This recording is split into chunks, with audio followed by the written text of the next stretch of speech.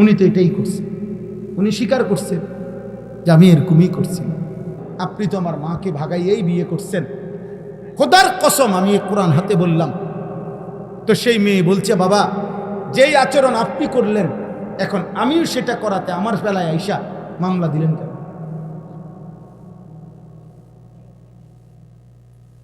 এরপরে এই বাপের এর চাইতে বড় জীবনের অপমান আর কি হতে পারে? এর চাইতে বেইজ্জতি তার জীবনে আর কি? এর চাইতে বড় শাস্তি আর কি? এর তুনো লজ্জা কি হতে পারে? আপন কন্যা আপন মেয়ে যদি কথা ফিরাইয়া বলে উনি কি জবাব দিবেন? অতএব আব্বা, এটা শুধু ওয়াজ না, আপনাদের সবাইকে বলি, আপনারা আপনাদের ছেলেদেরকে ফিরান, আপনাদের মেয়েদেরকে ফিরান, আপনাদের স্ত্রীদেরকে ফিরান।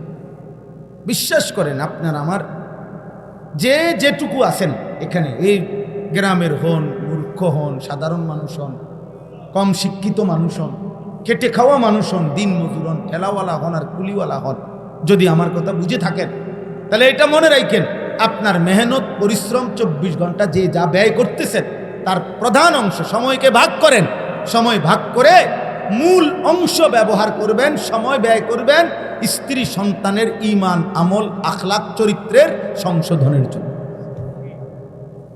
এমন দুর্ভাগা বাপ আছে, বদনসিব বাপ, 6 মাসে কইতারতো না তার ফুতে কই থাকে, কই খায়, কই রাত কাটায়, দিন কাটায়, কই হেতে বেটা গেল ফসে কাম।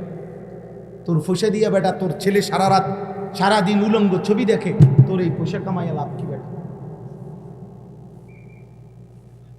কথা বলেন না? তোমার পয়সা দিয়ে তোমার স্ত্রী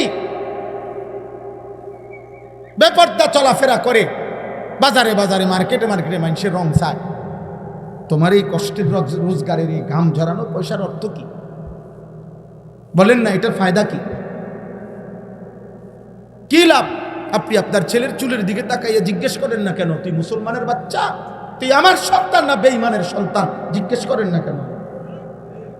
কথা বলেন মিয়া, আপনি বাপ হইলে জিজ্ঞেস করেন তুই আর্জেন্টিনার বেঈমানের পুত নাকি আমার পুত? বেটা কথা বল, তুই ব্রাজিলের ওই বেঈমানের পুত না আমার পুত? বল বেটা, বলো, ছাপ জিজ্ঞাসা করো যে বেটা তুই, আমি তোর বাপ, আমার জীবনে দেখছ তুই তোর এমন গেঞ্জি গায়ে দিতে, তুই টাকাও দিলি কেন? বলেন না কেন? আমার জীবনে আমি একবার, আমার পুরা হায়াতে আমি জীবনে একবার, আমার বাপ বেঁচে থাকতে একবার একটা টুপি মাথায় দিছিলাম, টুপির মধ্যে 4টা ফুল ছিল রঙিন, অন্য কালারের, এটাই, অন্য কিছু না। না জায়েজ না, রঙিন টুপি পরা না জায়েজ, হারাম না, কিন্তু আমার আব্বা টুপি খোলায় ফেলছে। বলছে পুত, আব্বাই জীবনে কোনোদিন সাদা টুপি ছাড়া মাথা দিছি না। এটা আমার বাপের কথা যে আফু টুপিটা খুলে, আর কোনোদিন পড়ি নাই বাপ, আর জীবনে কোনোদিন পড়ি নাই। বাপে নজর রাখছে।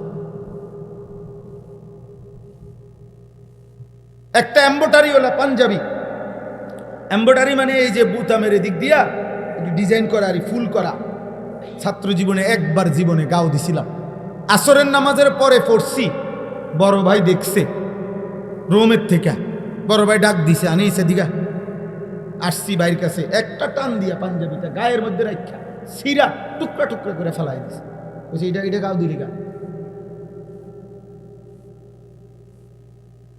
আজকে আলহামদুলিল্লাহ আমি আল্লাহর সাক্ষী রেখে বলতে পারি, 22 বছর আগে যারা আমারে দেখছে ওয়াজে, সেদিন আমি যেরকম পাঞ্জাবি পড়তাম আজও আমি এই পাঞ্জাবি পড়ি। কিন্তু সামর্থ্য বাড়ছে আগের চাইতে এখন, আলহামদুলিল্লাহ। এখন কি বাড়ছে? আমার সামর্থ্য বাড়ছে, আর্থিক সামর্থ্য বাড়ছে। এখন ইচ্ছা করলে আমি আরো ফ্যাশনেবল জামা গায়ে দিতে পারি। কিন্তু আমি ব্রাহ্মণবাড়িয়া দারুল আরকাম মাদ্রাসার ছাত্র। আমার উস্তাদে মোহতারাম আল্লামা শাইখ সাজিদুর রহমান সারা পৃথিবীর হাজারো লক্ষ কোটি উম্মতি মুসলিমার সম্মানিত মানুষ তিনি। আমাদের হেফাজতে ইসলাম বাংলাদেশের মহাসচিব, এদেশের হাজারো আলেমের উস্তাদ, উনি আমার সরাসরি উস্তাদ, আমার মুরব্বী উনি। ওই ছোটবেলায় আমি 1994 সালে দারুল আরকাম মাদ্রাসায় প্রথম বছর আমি ছাত্র, আমরা সর্বপ্রথম আমাদেরকে দিয়ে দারুল আরকাম মাদ্রাসা চালু হয়েছে, মানে আমরা প্রথম বেসের ছাত্র। ওই যে ওনারে দেখছি এই টাকনুর উপর পর্যন্ত জুব্বা পড়ে, আজও এই জুব্বা, এটা হুজুরের থেকে দেখা। আর কোনোদিন অন্য জামা গায়ে দিয়ে, অন্য পাঞ্জাবি না জায়েজ না, কিন্তু বলার উদ্দেশ্য হলো একজনকে দেখে শিখছি এক আল্লাহওয়ালার কাছ থেকে। তোমরা কার থেকে নিছো? বলো বাবা, চুলটা কার থেকে নিলাম? নবী সাল্লাল্লাহু আলাইহি সাল্লামের আপন চাচাতো ভাই, আপনারা শুনেন, মুতার যুদ্ধে, একটি যুদ্ধ হয়েছে নবীজির জামানায়। 3 জন সাহাবী যাদেরকে নবীজি সেনাপতি বানাইছিলেন ওই যুদ্ধে, 3 জন সাহাবী পরপর ওই যুদ্ধে শহীদ হয়ে গেছেন, এবং অত্যন্ত মারাত্মক বিভীষিকাময় একটি যুদ্ধ। তো ওই যুদ্ধের 2 নম্বর সেনাপতির নাম ছিল জাফর ইবনে আবি তালেব, নবীজির আপন চাচতো ভাই। আবু তালেব নবীর চাচা না, নাম শুনছেন না আবু তালেবের? এ আবু তালেবের ছেলে, মানে হযরতে আলীর ভাই। আলী রাদিয়াল্লাহু তাআলা আনহু তো আবু তালেবের ছেলে। এই জাফর ইবনে আবি তালেব আলী রাদিয়াল্লাহু তাআলা আনহুর ভাই, আর কি বড় ভাই জাফর, উনিও ওই যুদ্ধের 2য় সেনাপতি ছিলেন। উনি শাহাদাত বরণ করছেন, যুদ্ধের ময়দানে শহীদ হয়ে গেছেন। আল্লাহর নবী সাল্লাল্লাহু আলাইহি সাল্লাম মদিনায় বসে তখন কাঁদতেছিলেন, সাহাবাদেরকে বলছেন, সাহাবারা, আমার জাফর, আমার আপন চাচাতো ভাই, এইমাত্র শহীদ হয়ে গেল। তো ওনার শাহাদাতের ঘটনা খুব মারাত্মক, মানে কলিজা কাঁইপা ওঠার মতো ঘটনা। ওনার শহীদ হওয়ার ঘটনা, যুদ্ধের ময়দানে ওনার দুশ্মনে প্রথম ডান হাতটা কেটে ফেলে দিছে।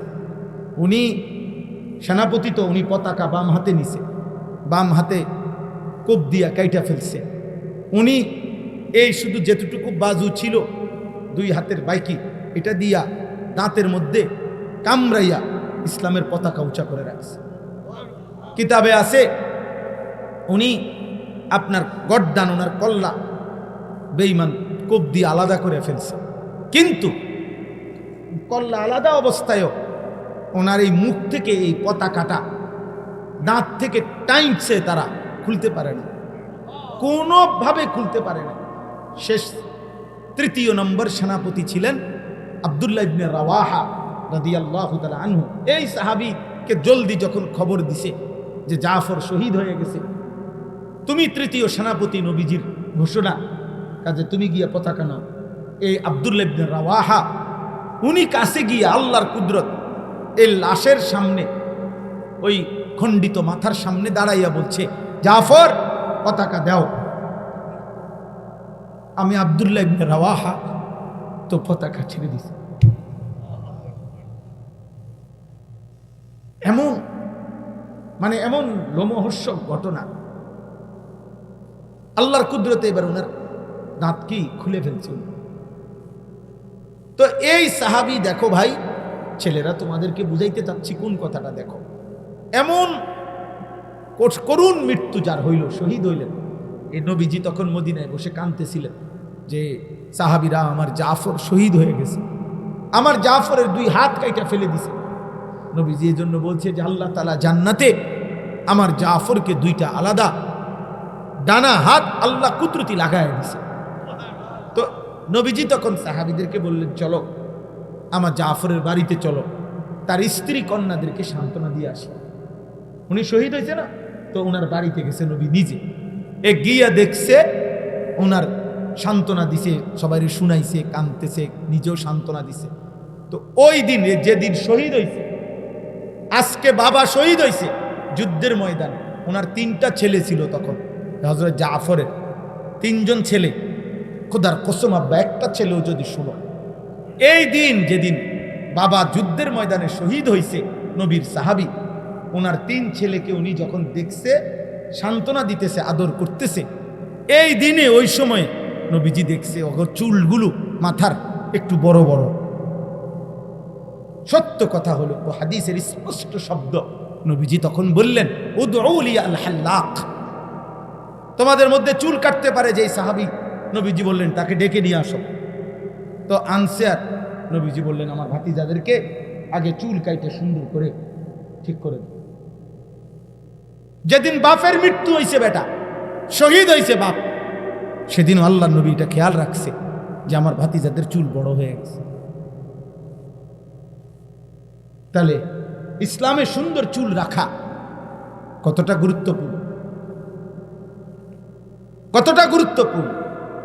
আমাদের ছেলে পেলে কোথাকার কোন বেঈমান, কোথাকার কোন পাগল, কোথাকার ছাগল, জাত নাই, জন্ম নাই, ঠিক নাই, ঈমান নাই, ধর্ম নাই, নাউজুবিল্লাহ নাউজুবিল্লাহ, ওদের মতো চুল কাটতেছো তোমরা। এটা কি কারবার? এটা পাগল। কার মতো চুল কাটলাম? এটা বেঈমানের মতো।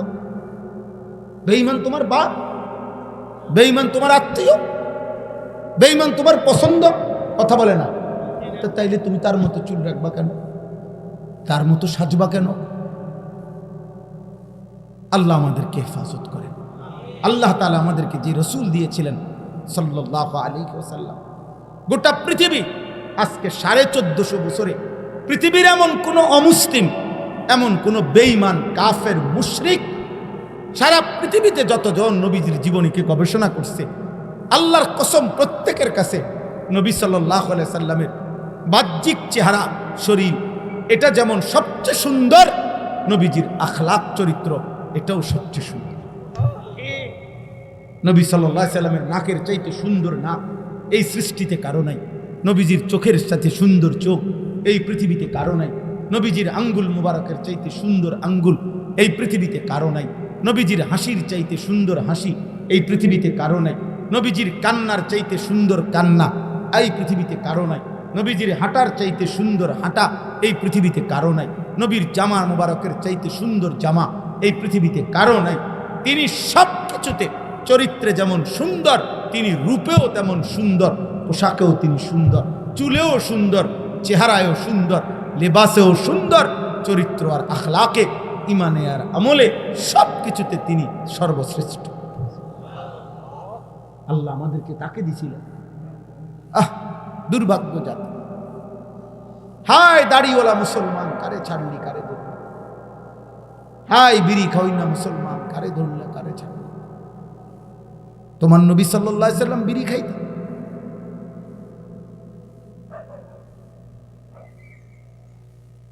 আপনার নবী সাল্লাল্লাহু আলাইহি সাল্লামের মুখে দুর্গন্ধ ছিল। নবী সাল্লাল্লাহু আলাইহি ওয়াসাল্লাম দাড়ি কাটতেন। বলে এমন নবী ছেড়ে দিলাম কেন? কি কারণ? এমন রাসূল ছেড়ে দিলাম কেন? এক সাহাবী, আমরা হাদিসে আছে, রবিআ ইবনে কাব আল আসলামী রাদিয়াল্লাহু তাআলা আনহু, এক সাহাবী, অল্প বয়সী ছিলেন, কিশোর। তো একদিন নবী সাল্লাল্লাহু আলাইহি সাল্লাম ইস্তেঞ্জা করে বের হইছে। তো নবীজির জন্য অজুর পানি, মেসওয়াক, এগুলা সব উনি আগায়া দিছে নবীজির জন্য, আগায়া দিছে। আর নবীজি খুব খুশি হয়েছে। তো নবীজি সাল্লাল্লাহু আলাইহি ওয়াসাল্লাম উনাকে বললেন, তুমি আমার কাছে কিছু চাও, বলো, একটা কিছু আবদার করো, আমি দেব। এই সাহাবী খুশি হয়ে গেছে। খুশি হয়ে বলতেছে, আজকে নবীর মনটা ভালো, আমারে একাকি কইছে কিছু চাইতাম, তো এমন একটা চাওয়া চাইছে। সুবহান, হাদিসে আছে, উনি বলছে, আসআলুকা মুরাফাকাতাকা ফিল জান্নাহ, ইয়া রাসূলুল্লাহ, জান্নাতে আপনার পাশে থাকতে চাই।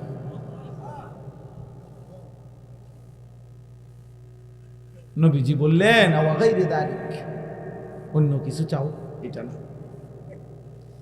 সাহাবী বলতেছেন, হুয়া যাক, ইয়া রাসূলুল্লাহ, আপনি বলছেন, আমিও চাইছি, দিলে এটাই, আর নয়তো বাদ দিলে এটাই।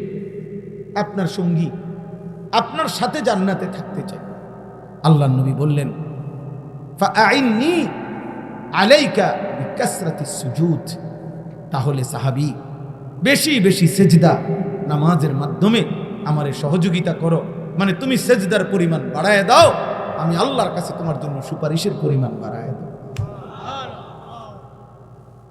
সুপারিশের পরিমাণ বাড়িয়ে দাও, আমি তোমারে পাশে নেব, সঙ্গী বানাও, সাথে রাখবো। তাহলে সাহাবায়ে কেরামের দিলের তামান্না ছিল এটা, নবীজি সাল্লাল্লাহু আলাইহি সাল্লামের সঙ্গী হবে, সঙ্গী হবে। কোরআনুল কারীমের মধ্যে আল্লাহ বলছেন, এক সাহাবী জিজ্ঞেস করছে, তাফসিরে আছে, ইয়া রাসূলুল্লাহ, আপনাকে তো এখন দুনিয়ায় যখনই মনে পড়ে তখনই আপনাকে আইসা দেখি, দেখলে কলিজা ঠান্ডা হয়, আপনার পবিত্র চেহারা মুবারক দেখলে দিল শান্ত হয়, কিন্তু ইয়া রাসূলুল্লাহ কথাটা শোনেন। সাহাবী বলতেছি, ইয়া রাসূলুল্লাহ, আখিরাতে যদি আল্লাহ আমারে জান্নাতও দেয়, কিন্তু আমার তো একটা পেরেশানি আছে। কি জান্নাত দিলে আবার পেরেশানি কি? পেরেশানিটা হইল জান্নাতও যদি আল্লাহ আমাকে দেয়, কিন্তু আপনাকেও তো আল্লাহ জান্নাত দিবে, কিন্তু আপনি তো আমনে, আমি তো আমি, আমনে তো আমনেই আল্লাহর মাহবুব, আর আমি তো সাধারণ সাহাবী, তো আপনারে তো আল্লাহ তাআলা কোটি কোটি গুণ ঊর্ধ্বের জান্নাত দিবে, আর আমারে কোনখান দিয়ে জানি কোনখান দিয়ে কোন রুম দেয়। সুবহানাল্লাহ। সাহাবী বলতেছেন, ইয়া রাসূলুল্লাহ, ওই সময় যদি আপনার কথা আমার মনে পড়ে, আমি আপনারে দেখতে যাবো কেমন, আপনারে কই রাখবো, কদ্দুর কই জানে। আল্লাহ তাআলা তখন আয়াত নাজিল করে বলছে, বন্ধু বলে দেন, ওমান ইউতিইল্লাহ ওয়ার রাসূল ফাউলাইকা আল্লাযীনা আনআমা আল্লাহু আলাইহিম মিনান নাবিয়্যিন ওয়াস সিদ্দীকিন ওয়াশ শুহাদা ওয়াস সালিহিন। সুবহানাল্লাহ। যে আল্লাহ এবং রাসূলের আনুগত্য করবে এমন প্রত্যেককে আমি সমস্ত নবীগণের সাথেই রাখবো, সিদ্দিকদের সাথেই রাখবো, শহীদদের সাথেই রাখবো, আমার প্রিয় বান্দাদের সাথেই রাখবো, সাথেই রাখবো। তাইলে 100 কোটি না, লক্ষ কোটি মানুষও নবী সাল্লাল্লাহু আলাইহি সাল্লামকে এক নজরে দেখবে, একসাথে পাশেই দেখবে, এটা আল্লাহর পক্ষে ব্যবস্থা করা সম্ভব? কথা বলে না তো? আপনি কিডা? আমরা দেশের বিল্ডিং মনে করছেন? এটা কি মানুষের বিল্ডিং মনে করছেন? আল্লাহ তাআলা যদি পৃথিবীর প্রথম মানুষ থেকে নিয়ে ইসরাফিলের ফু পর্যন্ত সবাইকে যদি আল্লাহ ইচ্ছা করে যে সবাই এক নজরে 24 ঘন্টা নবীকে দেখবে, এমন ভাবে সেটিং করতে জান্নাতে আল্লাহর পক্ষে সম্ভব? সম্ভব। এই জন্য আল্লাহ বলছে, বন্ধু পরে বলেন, আল্লাহ আল্লাহ রসুলের আনুগত্য ঠিক রাখতে, ঈমান ঠিক রাখতে, আমল ঠিক রাখতে, সুন্নাত ঠিক রাখতে আমি ওয়াদা দিলাম নবীর পাশেই থাকতে দেব, সিদ্দিকের পাশেই থাকতে দেব, শহীদের পাশেই থাকতে দেব, আউলিয়াদের পাশেই থাকতে দেব। ফাউলাইকা আল্লাযীনা আনআমা আল্লাহু আলাইহিম মিনান নাবিয়্যিনা ওয়াস সিদ্দীকিনা ওয়াশ শুহাদাই ওয়াস সালিহিন ওয়া হাসুনা উলাইকা রাফীকা।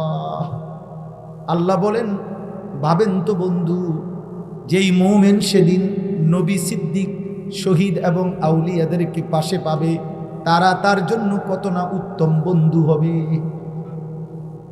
কত না উত্তম বন্ধু হবে, কত না মজাদার বন্ধু হবে। সুবহানাল্লাহ।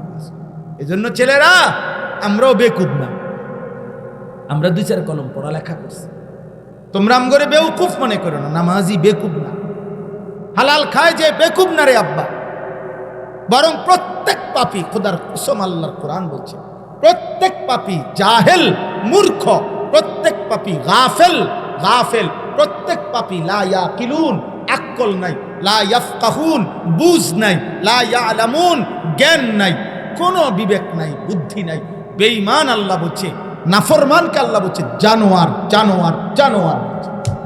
উলাইকা কাল আনআম। যার দিল আল্লাহকে নিয়ে ভাবে না, যার কান আল্লাহর কথা শুনে না, যার চোখ আল্লাহর আয়াত দেখে না, খোদার কসম আল্লাহ বলছে উলাইকা কাল আনআম, ওইগুলা জানোয়ারের মতো। ওইগুলা কিসের মতো? জানোয়ারের মতো, জানোয়ারের মতো, বেনামাজি জানোয়ারের মতো, বেহায়া হারামখোর জানোয়ারের মতো।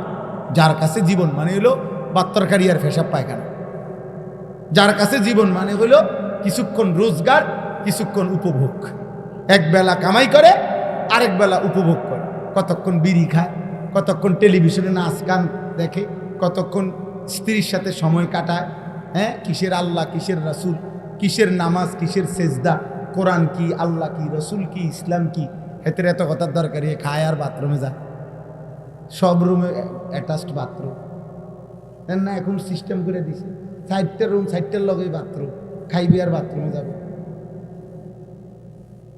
বুঝেন না? বাহ, সবাই রে বউ বাচ্চা সবাই একসাথে সামনের রুমে বসা, সোফাত বসা, স্বামী স্ত্রী ছেলে মেয়ে সবগুলো বেহায়া এক লগে টেলিভিশনে নর্তকীর নাচ চলে। কত বড় নিকৃষ্ট বেগায়রত, ছি ছি ছি ছি, আত্মমর্যাদাহীন মানুষ। ও বুড়ো সাদোয়ানে বইয়া টেলিভিশনে নর্তকীর নাচ দেখে, এবারে দেখে এবার লগে বইয়া রয়েছে 12 বছরের পোলা। এই বুড়ার কোনো স্মরণ নেই। ছি ছি ছি ছি, আমনের চোখের উপরে ছি। লজ্জা শরম থাকা উচিত, মেয়ে লজ্জা শরম থাকা উচিত। আল্লাহ আমাদের সবাইকে হায়া দান করে। কেউরে ছাড় নাই, কাউরে না। চাচারা আপনাদের জান্নাত দরকার না? কথা বলেন না কেন? দাদাদের জান্নাত দরকার না? তো দাদারে কইব কে? দাদারে ফেরেশতানি কইব না হুজুররা? কথা বলেন না। বয়স্কদেরকে বলবে কে? হুজুররা না ফেরেশতা এসে বলবে? তাইলে একজন বুড়া মানুষ বিড়ি খাবে কেন? বুড়া মানুষ টেলিভিশন দেখবে কেন? বয়স্ক মানুষ নাচ গান দেখবে কেন? বলেন আপনার বিবেক কি বলে? 60 বছরেও আল্লাহ চিনবার টাইম হয় নাই? 60 বছরেও আখিরাত চিনবার সময় হয় নাই? আর কখন, আর কতকাল? চলেন আমরা এই রাত গভীরে আর লম্বা করতে চাচ্ছি না, তর্জমাটাও শুনাই একটু, আর অল্প একটু, আর 10টা মিনিট সময় দেন। এই তর্জমাটার মধ্যে মূল বক্তব্য হলো এটা। আল্লাহ তাআলা বলছে, বান্দা আমি 3টা জিনিস দিছিলাম। এক, তাওহীদ। তাওহীদ মানে হলো লা ইলাহা ইল্লাল্লাহ। আল্লাহ তাআলা বলেন, এই কায়নাতের প্রত্যেক মানুষের জন্য আমি আল্লাহর শ্রেষ্ঠ নিয়ামত দিছিলাম আমার কালেমা গ্রহণ করা। ঈমান, ঈমানের চাইতে বড় সম্পদ, বড় নিয়ামত আর কিছু? কালেমার চাইতে দামি কিছু কি? লা ইলাহা ইল্লাল্লাহর চাইতে দামি কিছু নেই। এই পৃথিবী যদি কেউ 100 বারও পায় কিন্তু ঈমানদার নয়, খোদার কসম, উলাইকাল্লাযীনা লাইসা লাহুম ফিল আখিরাতি ইল্লান নার। আল্লাহ তাআলা বলেন, ঈমান হারা ব্যক্তি পৃথিবীর ভালো কিংবা মন্দ যাই করে যাক, আখিরাতে জাহান্নাম ছাড়া আর কিছু না। আখিরাতে কি? জাহান্নাম। জাহান্নাম। ওয়া হাবিতা মা সানাউ ফিহা ওয়া বাতিলুম মা কানু ইয়ামালুন। দুনিয়ার জীবনে ভালো মন্দ সে যাই করেছে, আল্লাহ বলেন ঈমান না থাকার কারণে সব নিষ্ফল, সব বৃথা। আখিরাতে সব কি? বৃথা। তাহলে এই আল্লাহ তাআলা বলেন, 1 নম্বরে আমি আল্লাহ আমার সৃষ্টির জন্য দিলাম তাওহীদ। কি দিলাম? দ্বিতীয়ত আমার সৃষ্টির জন্য আমি দিলাম আমার আখিরি রাসূল সাল্লাল্লাহু আলাইহি ওয়াসাল্লাম। 3 নম্বরে দিলাম কোরআন। 3 নম্বরে দিলাম কি? কোরআন। আল্লাহ তাআলা বলেন, এই 3টির যেই কোনো একটিকে অস্বীকার করা, অবজ্ঞা করা, তুচ্ছ করা, ফেলে দেওয়া, নিজের জীবন থেকে বাদ দেওয়া, এটা যেন আমি আল্লাহর উপরে মিথ্যা অপবাদ দেওয়া, যে আমি সঠিক ব্যক্তিকে অনুসরণের জন্য দেই নাই, সঠিক কিতাব আমি দেই নাই, সে নিজের জন্য আমি আল্লাহর দেওয়াটা বাদ দিয়ে সে নিজের জন্য অন্য কিছু গ্রহণ করে নিছে। আল্লাহ বলেন, ও যেন আমি আল্লাহর উপরে মিথ্যা অপবাদ দিল, যে আল্লাহ নবী হিসেবে আপনি যারে দিচ্ছেন ওনার চলাফেরা আমার ভাল লাগে না, আমার ভাল লাগে বেঈমানের। কিতাব হিসেবে আমগরে যেই কিতাব দিছেন এটার বিধিবিধান আমার ভাল লাগে না। লা ইলাহা ইল্লাল্লাহ হিসাবে যেই কালেমা দিছেন এটা মেনে নেওয়া আমার পছন্দ লাগে না। আল্লাহ বলেন, এর চাইতে বড় জালেম এই আসমানের নিচে জমিনের উপর আর কেউ হইতে পারে। ওমান আযলামু মিম্মান ইফতারা আলাল্লাহি কাযিবা। তার চাইতে বড় জালেম আর কে হতে পারে যে আমি আল্লাহর ব্যাপারে মিথ্যা অপবাদ দেয়। মিথ্যা অপবাদ, মিথ্যা অপবাদ দেয় মানে 3 জিনিসে, তাওহীদে, রিসালাতে, কিতাবে, কোরআন। কোরআন কোনো কিছু প্রত্যাখ্যান করা কোরআনের কথা, তার মানে আপনি আল্লাহকে যেন বলতেছেন আপনি সঠিক দিতে পারেন না। নাউজুবিল্লাহ। নবীজির কোনো সুন্নাত, নবীজির কোনো তরিকা, কথাকে প্রত্যাখ্যান করা মানেই হলো আল্লাহ আপনি সঠিক ব্যক্তি আমাদের জন্য পাঠাইতে পারেন না। আর আল্লাহর কথাকে প্রত্যাখ্যান করা, তাওহীদকে, তার মানে হলো আল্লাহ আপনি আমাদেরকে সঠিক কালেমা দিতে পারেন নাই। এর চাইতে বড় জুলুম, এর চাইতে বড় পাপ আর কিছু হইতে পারে? আল্লাহ তাআলা বলেন, এবার শোনেন, তাইলে প্রত্যেকের কাছে বলুন, বাবা আল্লাহকে ভয় করেন, খামখেয়ালি করেন না। ছেলেরা, বাবা তোমরাও খামখেয়ালি করো না। প্রিয় ভাই, বারবার বলার সুযোগ তো নাও হয়, হয়তো পৃথিবীর কেউ তোমারে মনে করলো না, বাবা মা সবার থেকে তুমি ছুট্টা গেলা। অনেক ছেলে আছো, তোমাদের স্বাধীনতা ভোগ করতেছো তোমরা। এমন দুর্ভাগা বদনসিব যে বাপ মা দাদা দাদি নানা নানি চাচা মামা ফুফা খালু চাচি মামি ফুফি খালা এই সমাজের কেউ হয়তো আহারে এই নাফরমানকে কিচ্ছু বলেন। দিনের পর দিন রাতের পর রাত নারী ছবি নাটক সিনেমা মদ জুয়া অসৎ আড্ডা অশ্লীল ছবি মোবাইলের উলঙ্গ দৃশ্য দেখতেছে। বেচারার কপালে একজন অভিভাবক জোটে না। আলহামদুলিল্লাহ, আমার মা ৭৫ বছর বয়স, আমার মা আজও একেবারে দুর্বল হয়ে গেছে, ছোট্ট হয়ে গেছে। মা আমার অনেক দুর্বল হয়ে গেছে, অসুস্থ, কিন্তু আজও মা জিজ্ঞেস করে ফুট নজর শুনি। বিশ্বাস কর আব্বা, কোরআন শরীফ হাতে বলি, মা জানে আমি প্রত্যেক যে দিনে কথা কই মার লগে। মা আমাদের ভাইদের বাসায় থাকে, কখনো আমার বাসায়, কখনো আমরা 5 ভাই, আলাদা আলাদা সংসার আছে সবাই। যখন যার বাসায় থাকুক মার সাথে কথা বললেই এই জিঙ্গে ভাই যে কোরআনে যাইতেছে মানে ওয়াজে, মা কি আর এত জেলার নাম জানেনি, কিন্তু আমি বলি মা আজকে নবীনগর অমুকখানে বা অমুক জেলায় অমুকখানে। আর এই মা আমার স্পষ্ট মনে আছে, আমি অনেক মাহফিলে এটা বলছি। আমার মা জীবন আম করে বলছে ফুত নামাজ উঠছে, আর মায় বলছে বারবার বলেন ফুত কত আনে ওয়াজে যাও, মানুষের লোকে চাইব টাকা পয়সা লইয়া ঝামেলা রইল। শতবার কইছে মায় আমার, হাজার বার চাইও। আল্লাহ আমার মা মাফ করে দেন, আল্লাহ সবার মাকে মাফ করে। আমার আব্বা 43 বছর মসজিদে ইমামতি করছে, অভাবের সংসারে কোনোদিন আল্লাহর দিন থেকে এক চুল সরতে দেয় না। খুব মায়া লাগে আমার কাছে এটা, যে 365 দিনে এক বছরে একদিনও ফজরের নামাজ পড়ে নাই, পরে কেউ উঠাইল না। কিরে ভাই, এটা কেমন বদনসিব,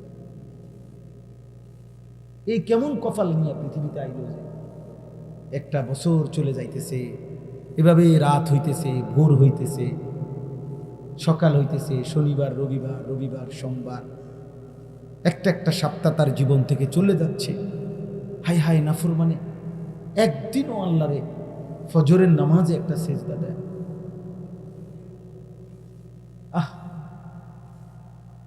হ্যাঁ ঠিকই বলছে চাচা, দুঃখেই বলছে আব্বা। নবীজি শোনো আব্বা, হযরত আব্দুল্লাহ ইবনে মাসউদ বলছে রাদিয়াল্লাহু তাআলা আনহু, আল্লাহর নবীর সাহাবী, শ্রেষ্ঠ সাহাবী আব্দুল্লাহ ইবনে মাসউদ বলেন, নবীজির জামানায় আমরা যাকেই ফজরের নামাজের জামাতে না পেতাম, খোদার কসম সাহাবী বলে আমরা বুঝতাম সে মুনাফিক, বাইয়িনুন নিফাক, প্রকাশ্য মুনাফিক। কোন নামাজ বলে না, কোন নামাজ আবার বলেন, ফজর।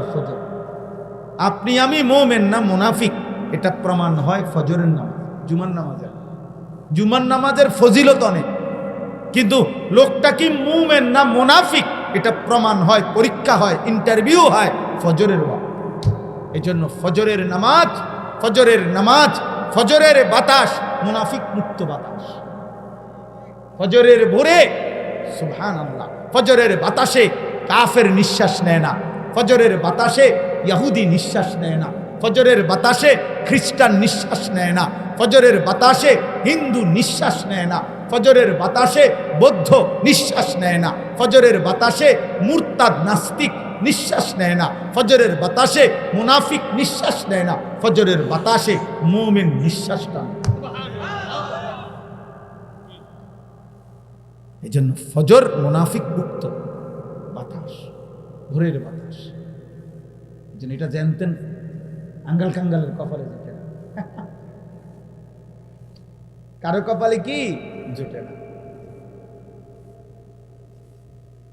ওই যে হাকিম আজমল শাহ ছিল ভারতীয় উপমহাদেশের বিখ্যাত হাকিম কবিরাজ আগের দিনে, ওনার বিখ্যাত বাণী আছে, দিন কি বালিশ রাত কি চালিশ, সুবহ শাম কি হাওয়া লাখো রুপিয়া কি, হাকিম আজমল শাহ নে কাহা।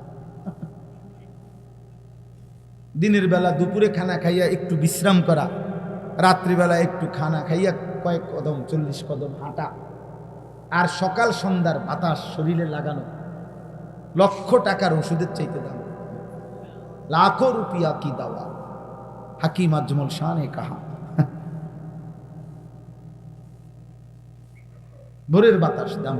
চলো নিয়ত করি ফজরের নামাজ পড়বো ইনশাআল্লাহ। ছেলেরা বলো ভাই ইনশাআল্লাহ, দিল থেকে বলো আব্বা ইনশাআল্লাহ। তুমি নওজোয়ান, তুমি পারবা না কেন? তুমি, তোমার শরীরে পূর্ণ শক্তি আছে, তুমি পারবা না কেন আব্বা? তুমি মুসলমান বাবা, ভুলে গেলা কেন? মা ভুলে গেলেও আল্লাহ তো ছাড়বে না। বাবা যদি ভুলেও যায় তোমারে, আল্লাহ তো ছাড়বে না। এই সমাজের কেউ মনে করলো না তোমারে, কিন্তু আল্লাহ তো ছাড়বে না রে আব্বা। আল্লাহ ছেড়ে দিবে ভাই? তো তাহলে তো তুমি আল্লাহ থেকে ছুটবা কেন? আল্লাহ তাআলা বলেন উলাইকা ইউরাদুনা আলা রাব্বিহিম, সেদিন হাসরের ময়দানে একটা একটা নাফরমান জালেম আমার তাওহীদকে যে প্রত্যাখ্যান করেছে, আমার রসুলকে যে প্রত্যাখ্যান করেছে, আমার কোরআনকে যে প্রত্যাখ্যান করেছে, এমন নাফরমানকে একজন একজন করে আমি আল্লাহর সামনে এনে পেশ করা হবে। ওয়ায়াকুলুল আশহাদ হাউলাইল্লাযীনা কাযাবু আলা রাব্বিহিম, আল্লাহ বলেন আমার পক্ষ থেকে নির্ধারিত সাক্ষীগণ একে একে পর পর সাক্ষী দিবে আল্লাহ, এরাই সেই নাফরমান যারা আপনার কথা মিথ্যা মনে করেছে। 5টা সাক্ষী আমাদের প্রত্যেকের বিরুদ্ধে, আমাদের প্রত্যেকের পাপের বিরুদ্ধে 5টা সাক্ষী। কয়টা? 1 নাম্বার এই বাম কাদের ফেরেশতা। এই ফেরেশতা প্রথম আল্লাহর কাছে সাক্ষী দিবে জবান দিয়া, আল্লাহ এই নাফরমান এই করেছে। 2 আমলনামা, ওই যে লিখিত যে খাতাটা ফেরেশতারা লিখছে, যেটা ডান কাঁধে বাম কাঁধের ফেরেশতা লেখে কিনা, এই লিখিত খাতা ফাইল আমলনামা 2টা। 3 নাম্বার আমাদের অঙ্গ প্রত্যঙ্গ,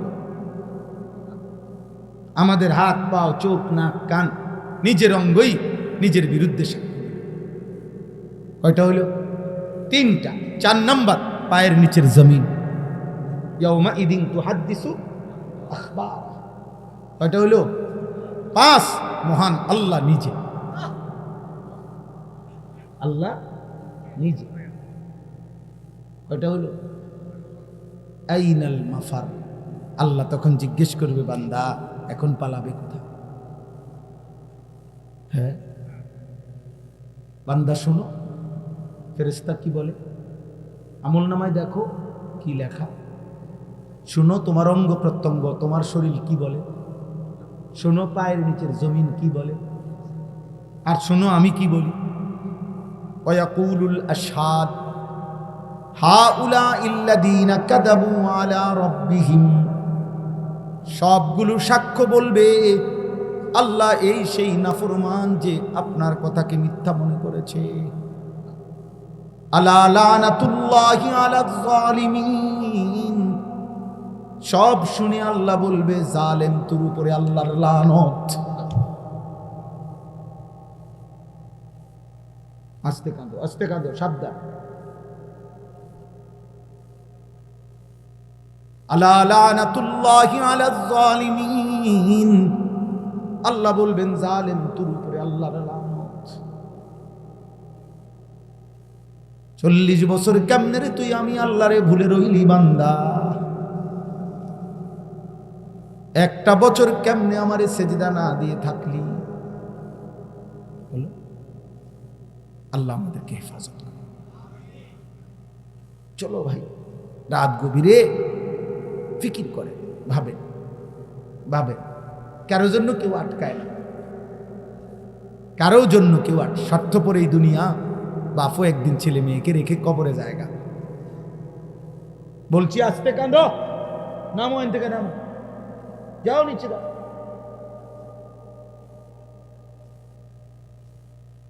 তাইলে এই স্বার্থপর দুনিয়া একদিন বাপও সন্তানকে রেখে চলে যায়, মাও রেখে চলে যায়। এই দুনিয়া, এটাই আব্বা দুনিয়া। দুনিয়া কারো জন্য কেউ আটকাবে না, আল্লাহর সামনের থেকে দৌড় দিবা কেমন? বাস্তবতা হলো একজন বক্তা আনছে, আমরাও আসলেন, দেখলেন, তামসাগদ্দ দেখলেন, এটা হলো একটা বিষয়। আর একটা বিষয় হলো না আমার নিজের জন্য আমি কিছু নিলাম, আমার কোনো অনুভূতি হলো, শক্ত বলুক নরম বলুক, আমার পক্ষে বলুক আর আমার গায়ে লাগুক, আমারে বলছে, আমি শুনছি, আমি বুঝলাম, আমি ধারণ করলাম, এটা অনেক বড় নিয়ম, অনেক বড় নিয়ম। এই আমি যেখান থেকে পড়ছি কোরআনুল কারীমের 12 নম্বর পারা 11 নম্বর সূরা, সূরা হুদ। এই সূরার 2টি আয়াত 18-19। তো এইখানে একটা কথা আছে একটু পরেই, যে আল্লাহ তাআলা বলতেছেন নাফরমান বান্দা যারা, মা কানু ইয়াস্তাতিউনা আস-সামআ ওয়া মা কানু ইউবসিরুন। আল্লাহ বলেন আমার নাফরমান বান্দা শুনতেও চায় নাই, আর আমি আল্লাহ তাআলার আয়াত দেখেও না, মনোযোগ দিয়ে শুনছে না মনোযোগ দিয়ে পড়ছে, কিছুই করে। তো সে আমার পথে চলবে কেন? আমার পথে সে চলবে কিভাবে? না শুনলো, না পড়লো, না দেখলো। এখানে আছে আল্লাহ তাআলা বলেন মাসালুল ফরিকাইন কাল আ'মা ওয়াল আসাম ওয়াল বাসীর ওয়াস সামি'। আল্লাহ তাআলা কাফের, নাফরমান, পাপীর দৃষ্টান্ত দিছে 2টা শব্দ, আবার ইমানদার, মুমিন, মুত্তাকির দৃষ্টান্ত দিছে 2টা শব্দ। আল্লাহ তাআলা বলেন একদিকে বেঈমান, নাফরমান, সে তার 2টি বৈশিষ্ট্য, 1 নাম্বার হলো আ'মা, অন্ধ, 2 নাম্বার হলো আসাম, বধির। অর্থাৎ তারে কিছু বললে আল্লাহর কথা, এমন বধির, কানেও শুনে না, আর তারে যে ইশারা ইঙ্গিত দিয়েও বুঝাইব, এ তো চোখেও দেখে, চোখেও দেখে। কাল আসাম, কাল আ'মা ওয়াল আসাম, বেঈমান এবং নাফরমান, অন্ধ এবং বধির। আর ইমানদার, মুমিন, মুত্তাকি, সামি' এবং বাসীর, সে চোখেও দেখে আল্লাহর আয়াত, সে কানেও শুনে আল্লাহর কথা। আল্লাহ বলেন বলো তো তোমাদের যদি বিবেক থাকে, এই 2 দল, একদিকের ব্যক্তি হলো অন্ধ এবং বধির। বধির বুঝছেন মানে বয়রা, হ্যাঁ, বয়রা মানে কানে শোনে না, যে একদিকে অন্ধ আরেকদিকে বয়রা, আরেকদিকে হলো শুনেও দেখেও। তো এই 2 দল বরাবর, কথা বলেন না, বরাবর, বরাবর। আল্লাহ তাআলা বলেন হাল ইয়াস্তাবিয়ানে মাসালা, এরা 2 দলের সাদৃশ্য কি এক নয়। আল্লাহ তাআলা বলেন ইমানদার এবং নাফরমান এক, ইমানদার আর নাফরমান এক। তাহলে এই কথাটা খুব গুরুত্বপূর্ণ। আমি এই সবসময় এইটা নিয়ে আমার যুদ্ধ। ওই ভাই, ও গেঞ্জিওলা ভাই, ওই বেটা বেয়াদব,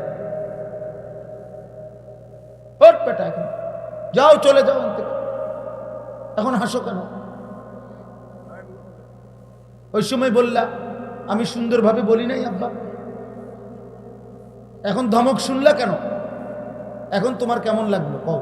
এতগুলো মানুষের সামনে যে ধমক শুনলা।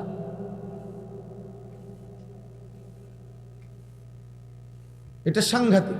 আমরা আমাদের সন্তান ছেড়ে দিলে তো ছেড়েই দিলাম, সবাই আছে। 8 বছরের বাচ্চার কাছেও পরাজিত, 10 বছরের বাচ্চার কাছেও আমরা হেরে গেছি। ফুলাইন মানুষ, আরে কি আশ্চর্য কথা! তো এর ঠিক করবে কে? বলো না আব্বা, সংশোধন করবে কে? মানুষ। আমরা প্রত্যেকের যায়, বাপও কয় হেতে ফুলাইন মানুষ, দাদায়ও কয় হেতে ফুলাইন মানুষ, তো এর ঠিক করবে কে? সংশোধন কার দায়িত্ব? ফিরাবে কে রে আব্বা?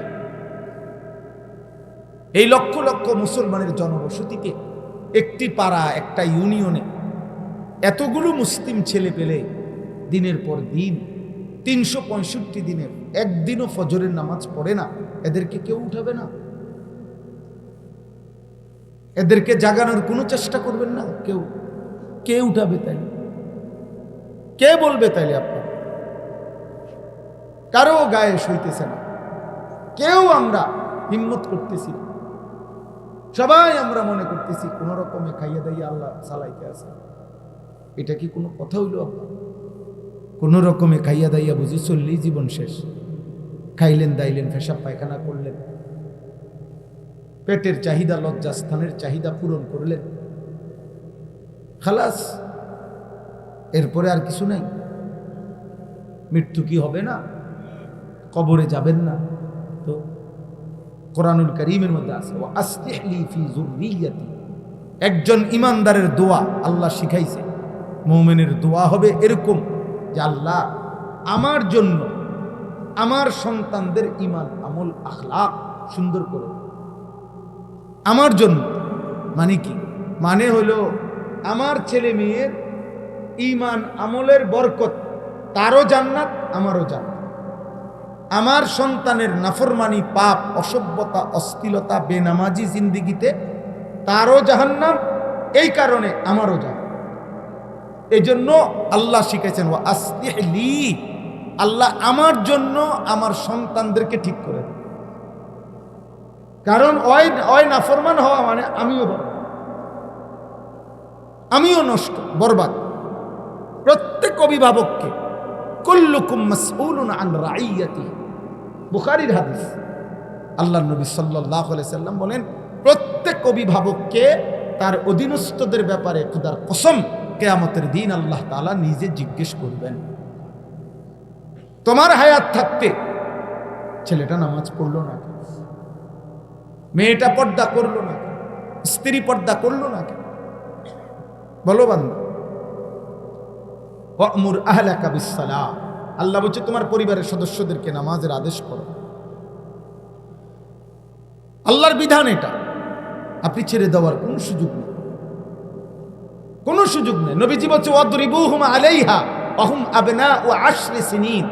সন্তানের বয়স যদি 10 বছর হয়ে যায় আর যদি নামাজ না পড়ে, আল্লাহর কসম, আল্লাহর নবী বলছে তাকে শাসন করো, প্রহার করো।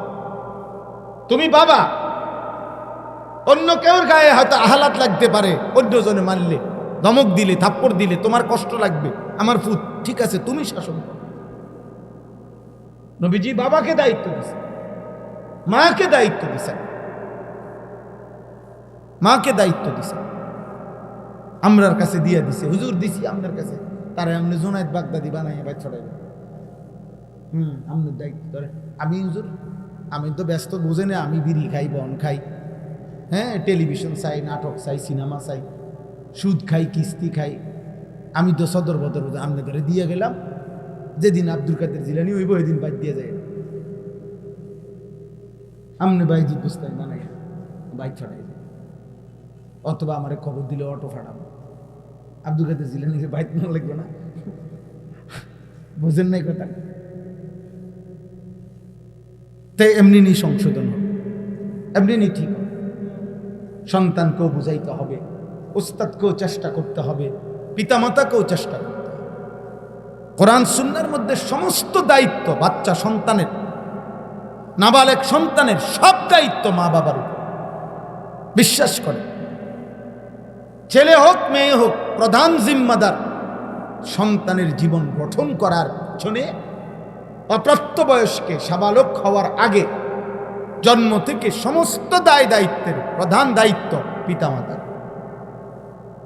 নবী সাল্লাল্লাহু আলাইহি সাল্লাম বলছে, যে তার দুইটা কন্যাকে, দুইটা মেয়েকে যে বালেগ হওয়া পর্যন্ত, স্বামীর হাতে তুলে দেওয়া পর্যন্ত যত্ন করবে, লালন পালন করবে, আদব শিক্ষা দিবে, ইলম শিক্ষা দিবে, আখলাক, ঈমান, আমল শিক্ষা দিবে, আল্লাহর কসম নবী বলেন, ওই মেয়ের বাবা আর আমি মুহাম্মদ এই দুই আঙ্গুল যেমন পাশাপাশি, এভাবে তাকে নিয়ে জান্নাতে থাকবে। এইভাবে দুই আঙ্গুল, ওয়াযাম্মা আসাবিআহু, হাদিসের শব্দ হলো নবীজি তার দুই আঙ্গুল এভাবে মিলাইয়া দেখাইছে। কি মিয়া? আপনাদের আমাদের দায়িত্ব, আপনাদের দায়িত্ব। আপনার ছেলে লাওয়ারিস না, মাসুম বাচ্চা, গরু ছাগলের বাচ্চা, গরুর বাচ্চা না, গাভীর বাচ্চা, পুরা গ্যারাম চুক্তি বাসুর দৌড়ায়, এটা তো বাচ্চা, এটা তো গাভীর বাচ্চা, গরুর বাচ্চা, তার কোনো আদবের কিছু নাই, আখলাকের কিছু নাই, তার কোনো তালিম তার তারবিয়তের কিছু নাই। তার হইলো ঘাস, তার দরকার হইলো দুধ, আর কিছুর দরকার নেই। কিন্তু মুসলমান মানুষের বাচ্চা ছাগলের বাচ্চা না, মানুষের বাচ্চা গরুর বাচ্চা না। তাকে আল্লাহ তাআলা সৃষ্টি করার পিছনে সুনির্দিষ্ট উদ্দেশ্য আছে, আর সেই উদ্দেশ্যের জন্য তাকে গড়ে তুলতে হয়। তাকে কি করতে হয় বলেন? গড়ে তুলতে হয়। ওয়া আসলিহ লি ফি যুররিয়্যাতি, এজন্য আল্লাহ শিখাইছে ইমানদারের দোয়া এটা, যে আল্লাহ আমার জন্য, আমার কল্যাণের জন্য আপনি আমার সন্তানকে ঈমান আমল দেন, ঈমান আমল দান। কি বলেন? হাদিসে আপনারা শুনছেন, নবীজি সাল্লাল্লাহু আলাইহি সাল্লাম বলেন, ইজা মাতাল ইনসানু ইনকাতা আমালু, কোন মানুষ যখন মৃত্যুবরণ করে তার সমস্ত আমল বিচ্ছিন্ন হয়ে যায়, সে নিজে আর কোনো আমল করতে পারে না। ইল্লা মিন সালাসা, কিন্তু তিনটি আমল থেকে যায়। কয়টি আমল থেকে যায়? তিনটি আমল থেকে যায়। এই তিনটি আমলের মধ্যে একটি হলো আও ওয়ালাদুন সালিহুন ইয়াদউ লাহু, একটা হলো সাদকায়ে জারিয়া, একটা হলো ইলম, নিজে যেই ইলম অর্জন করে অন্যকে শিখাইছে, আরেকটা হলো আও ওয়ালাদিন সালিহিন, সে একটি নেক সন্তান রেখে গেছে, ইয়াদউ লাহু, যে তার বাবার জন্য দোয়া করছে, মার জন্য দোয়া করছে। ওই বাচ্চা দোয়া করে মিয়া, হাদিসের এখানে আলেম আছেন, আপনি জিজ্ঞেস করে দেখেন, ওই হুজুর দিয়া দোয়া না। হুজুর দিয়া দোয়া করাইলে ফজিলত আছে আলাদা, কিন্তু এই হাদিসের অর্থ হইল ওই ছেলেটা দোয়া করবে। আও ওয়ালাদিন সালিহিন ইয়াদউ লাহু, সে দোয়া করবে তার বাবার জন্য, ছেলে দোয়া করবে। তো আপনি ছেলে যদি আপনার জন্য দোয়া পেতে হয়, তার কি কোনো আখলাক দরকার আছে? কি দিয়ে দোয়া করব? তার কি কোরআন শিখা দরকার? ওবা কি দিয়ে দোয়া করবে বলেন না আপনারে?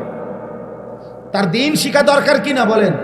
তা আল্লাহ যদি সে না চিনে, সে যদি দোয়া করতে হয় কি এটাই বোঝে না, দোয়ার জন্য করতে হয় কি এটাই জানে না সে,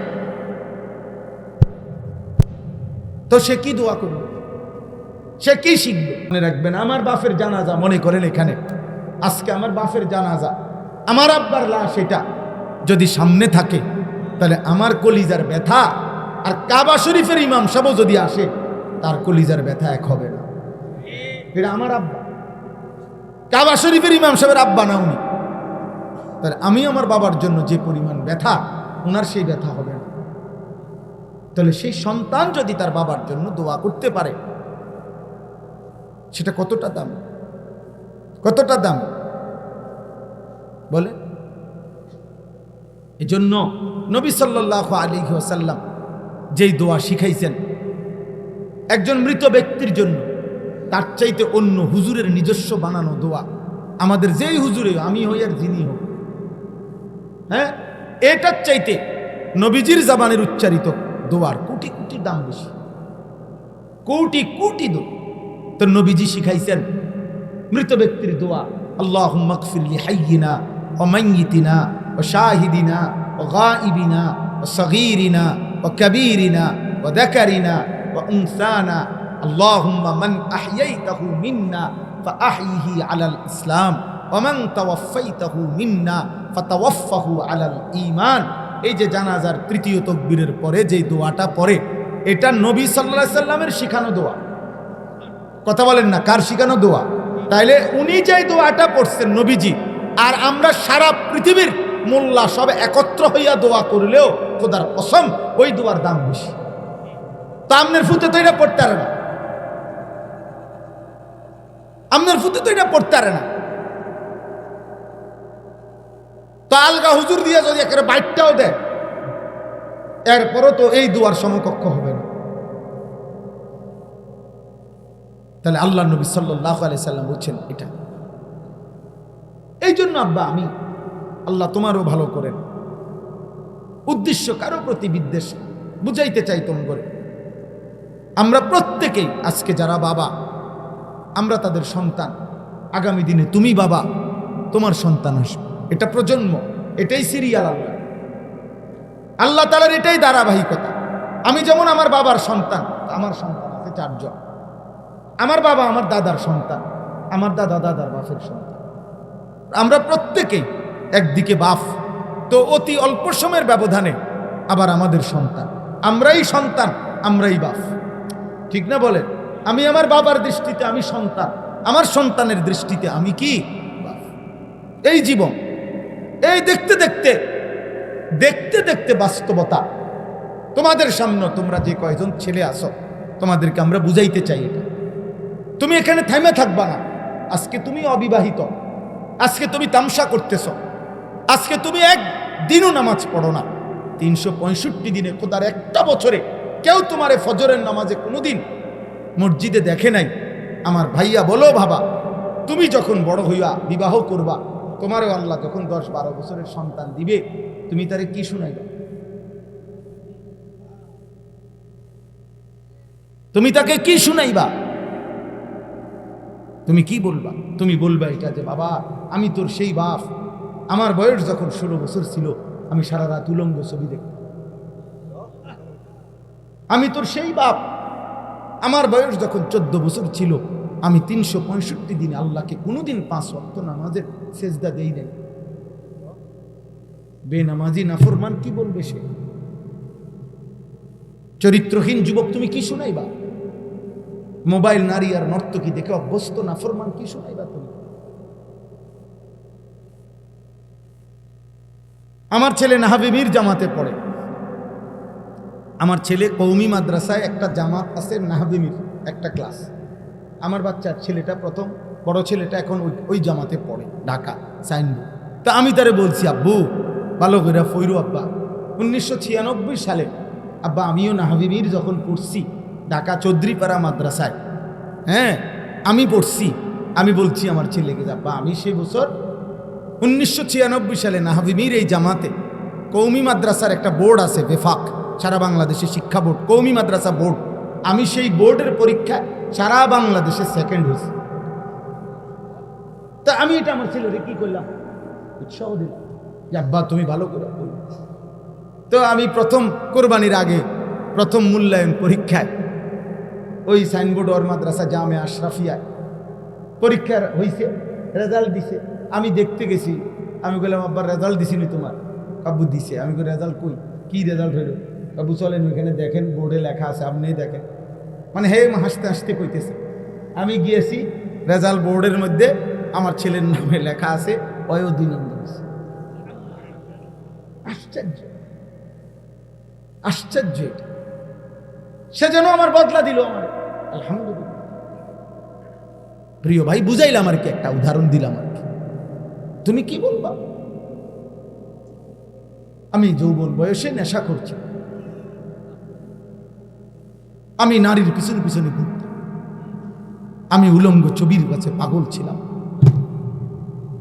ছি ছি ছি ছি, আফসোস।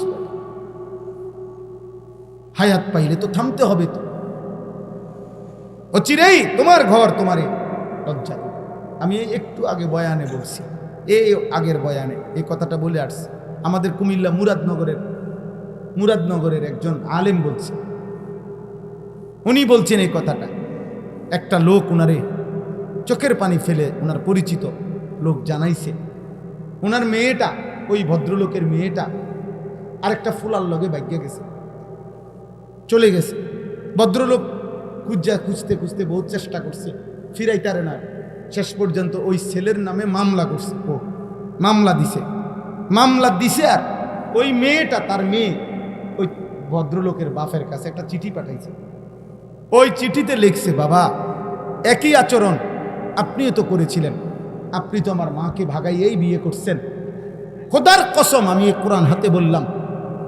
তো সেই মেয়ে বলছে, বাবা যেই আচরণ আপনি করলেন, এখন আমিও সেটা করাতে আমার বেলায় আইসা মামলা দিলেন কেন?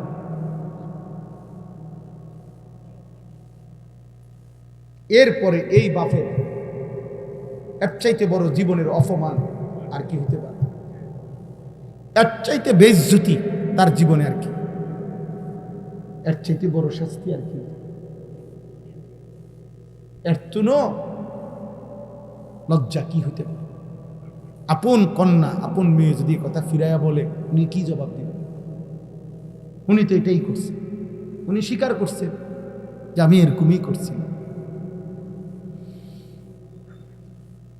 অতএব আব্বা, এটা শুধু ওয়াজ না, আপনাদের সবাইকে বলি, আপনারা আপনাদের ছেলেদেরকে ফিরান, আপনাদের মেয়েদেরকে ফিরান, আপনাদের স্ত্রীদেরকে ফিরান। বিশ্বাস করেন, আপনারা আমার যে যেটুকু আছেন এখানে, এই গ্রামের হন, মূর্খ হন, সাধারণ মানুষ হন, কম শিক্ষিত মানুষ হন, খেটে খাওয়া মানুষ হন, দিন মজুর হন, ঠেলাওয়ালা হন আর কুলিওয়ালা হন, যদি আমার কথা বুঝে থাকেন তাহলে এটা মনে রাখেন, আপনার মেহনত পরিশ্রম 24 ঘন্টা যে যা ব্যয় করতেছেন তার প্রধান অংশ সময়কে ভাগ করেন, সময় ভাগ করে মূল অংশ ব্যবহার করবেন, সময় ব্যয় করবেন স্ত্রী সন্তানের ঈমান আমল আখলাক চরিত্রের সংশোধনের জন্য। এমন দুর্ভাগা বাপ আছে, বদনসিব বাপ, 6 মাসে কইতারতো না তার ফুতে কই থাকে, কই খায়, কই রাত কাটায়, দিন কাটায়, কই হেতে বেটা গেল ফসে কাম। তোর ফসে দিয়া বেটা তোর ছেলে সারা রাত সারাদিন উলঙ্গ ছবি দেখে, তোর এই পয়সা কামাইয়া লাভ কি বেটা? কথা বলেন না? তোমার পয়সা দিয়ে তোমার স্ত্রী বেপর্দা চলাফেরা করে, বাজারে বাজারে মার্কেটে মার্কেটে মানুষের রং চায়, তোমার এই কষ্টের রোজগারের এই ঘাম ঝরানো পয়সার অর্থ কি? বলেন না, এটার ফায়দা কি? কি লাভ? আপনি আপনার ছেলের চুলের দিকে তাকাইয়া জিজ্ঞেস করেন না কেন তুই মুসলমানের বাচ্চা, তুই আমার সন্তান না বেঈমানের সন্তান? জিজ্ঞেস করেন না কেন? কথা বলেন মিয়া, আপনি বাপ হইলে জিজ্ঞেস করেন তুই আর্জেন্টিনার বেঈমানের ফুত নাকি আমার ফুত? বেটা কথা বল, তুই ব্রাজিলের ওই বেঈমানের ফুত না আমার ফুত? বল বেটা, বলো, ছাপ জিজ্ঞাসা করো যে বেটা তুই, আমি তোর বাপ, আমার জীবনে দেখছ তুই তোর এমন গেঞ্জি গায়ে দিতে, তুই টাকাও দিলি কেন? বলেন না কেন? আমার জীবনে আমি একবার, আমার পুরা হায়াতে আমি জীবনে একবার আমার বাপ বেঁচে থাকতে একবার একটা টুপি মাথায় দিছিলাম, টুপির মধ্যে 4টা ফুল ছিল রঙিন, অন্য কালারের, এটাই, অন্য কিছু না। না জায়েজ না, রঙিন টুপি পরা না জায়েজ, হারাম না, কিন্তু আমার আব্বা টুপি খোলায় ফেলছে। বলছে পুত, আব্বাই জীবনে কোনোদিন সাদা টুপি ছাড়া মাথা দিছি না। এটা আমার বাপের কথা যে আপু টুপিটা খুলে, আর কোনোদিন পড়ি নাই বাপ, আর জীবনে কোনোদিন পড়ি নাই। বাপে নজর রাখছে। একটা এম্বোটারিওয়ালা পাঞ্জাবি, এম্বোটারি মানে এই যে বুতামের দিক দিয়া ডিজাইন করা আর ফুল করা, ছাত্র জীবনে একবার জীবনে গাও দিছিলাম। আসরের নামাজের পরে পড়ছি, বড় ভাই দেখছে রোমের থেকে, বড় ভাই ডাক দিছে, আনিছে দিঘা, আসছি ভাইয়ের কাছে, একটা টান দিয়া পাঞ্জাবিটা গায়ের মধ্যে রাখা সিরা টুকরা টুকরা করে ফেলাই দিছে। বলছে এটা এটা গাও দিলি গা। আজকে আলহামদুলিল্লাহ আমি আল্লাহর সাক্ষী রেখে বলতে পারি, 22 বছর আগে যারা আমারে দেখছে ওয়াজে, সেদিন আমি যেরকম পাঞ্জাবি পড়তাম আজও আমি এই পাঞ্জাবি পড়ি। কিন্তু সামর্থ্য বাড়ছে আগের চাইতে এখন, আলহামদুলিল্লাহ। এখন কি বাড়ছে? আমার সামর্থ্য বাড়ছে, আর্থিক সামর্থ্য বাড়ছে। এখন ইচ্ছা করলে আমি আরো ফ্যাশনেবল জামা গায়ে দিতে পারি।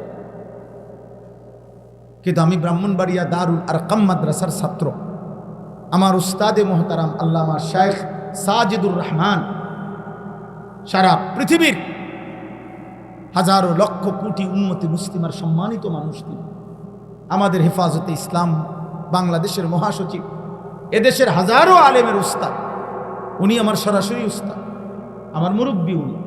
ওই ছোটবেলায় আমি 1994 সালে দারুল আরকাম মাদ্রাসায় প্রথম বছর আমি ছাত্র, আমরা সর্বপ্রথম আমাদেরকে দিয়ে দারুল আরকাম মাদ্রাসা চালু হয়েছে, মানে আমরা প্রথম বেসের ছাত্র। ওই যে ওনারে দেখছি এই টাকনুর উপর পর্যন্ত জুব্বা পড়ে, আজও এই জুব্বা, এটা হুজুরের থেকে দেখা, আর কোনোদিন অন্য জামা গায়ে দিই, অন্য পাঞ্জাবি না জায়েজ না। কিন্তু বলার উদ্দেশ্য হলো একজনকে দেখে শিখছি, এক আল্লাহওয়ালার কাছ থেকে। তোমরা কার থেকে নিছো? বলো বাবা, চুলটা কার থেকে নিলাম? নবী সাল্লাল্লাহু আলাইহি সাল্লামের আপন চাচাতো ভাই, আপনারা শুনেন, মুতার যুদ্ধে, একটি যুদ্ধ হয়েছে নবীজির জামানায়।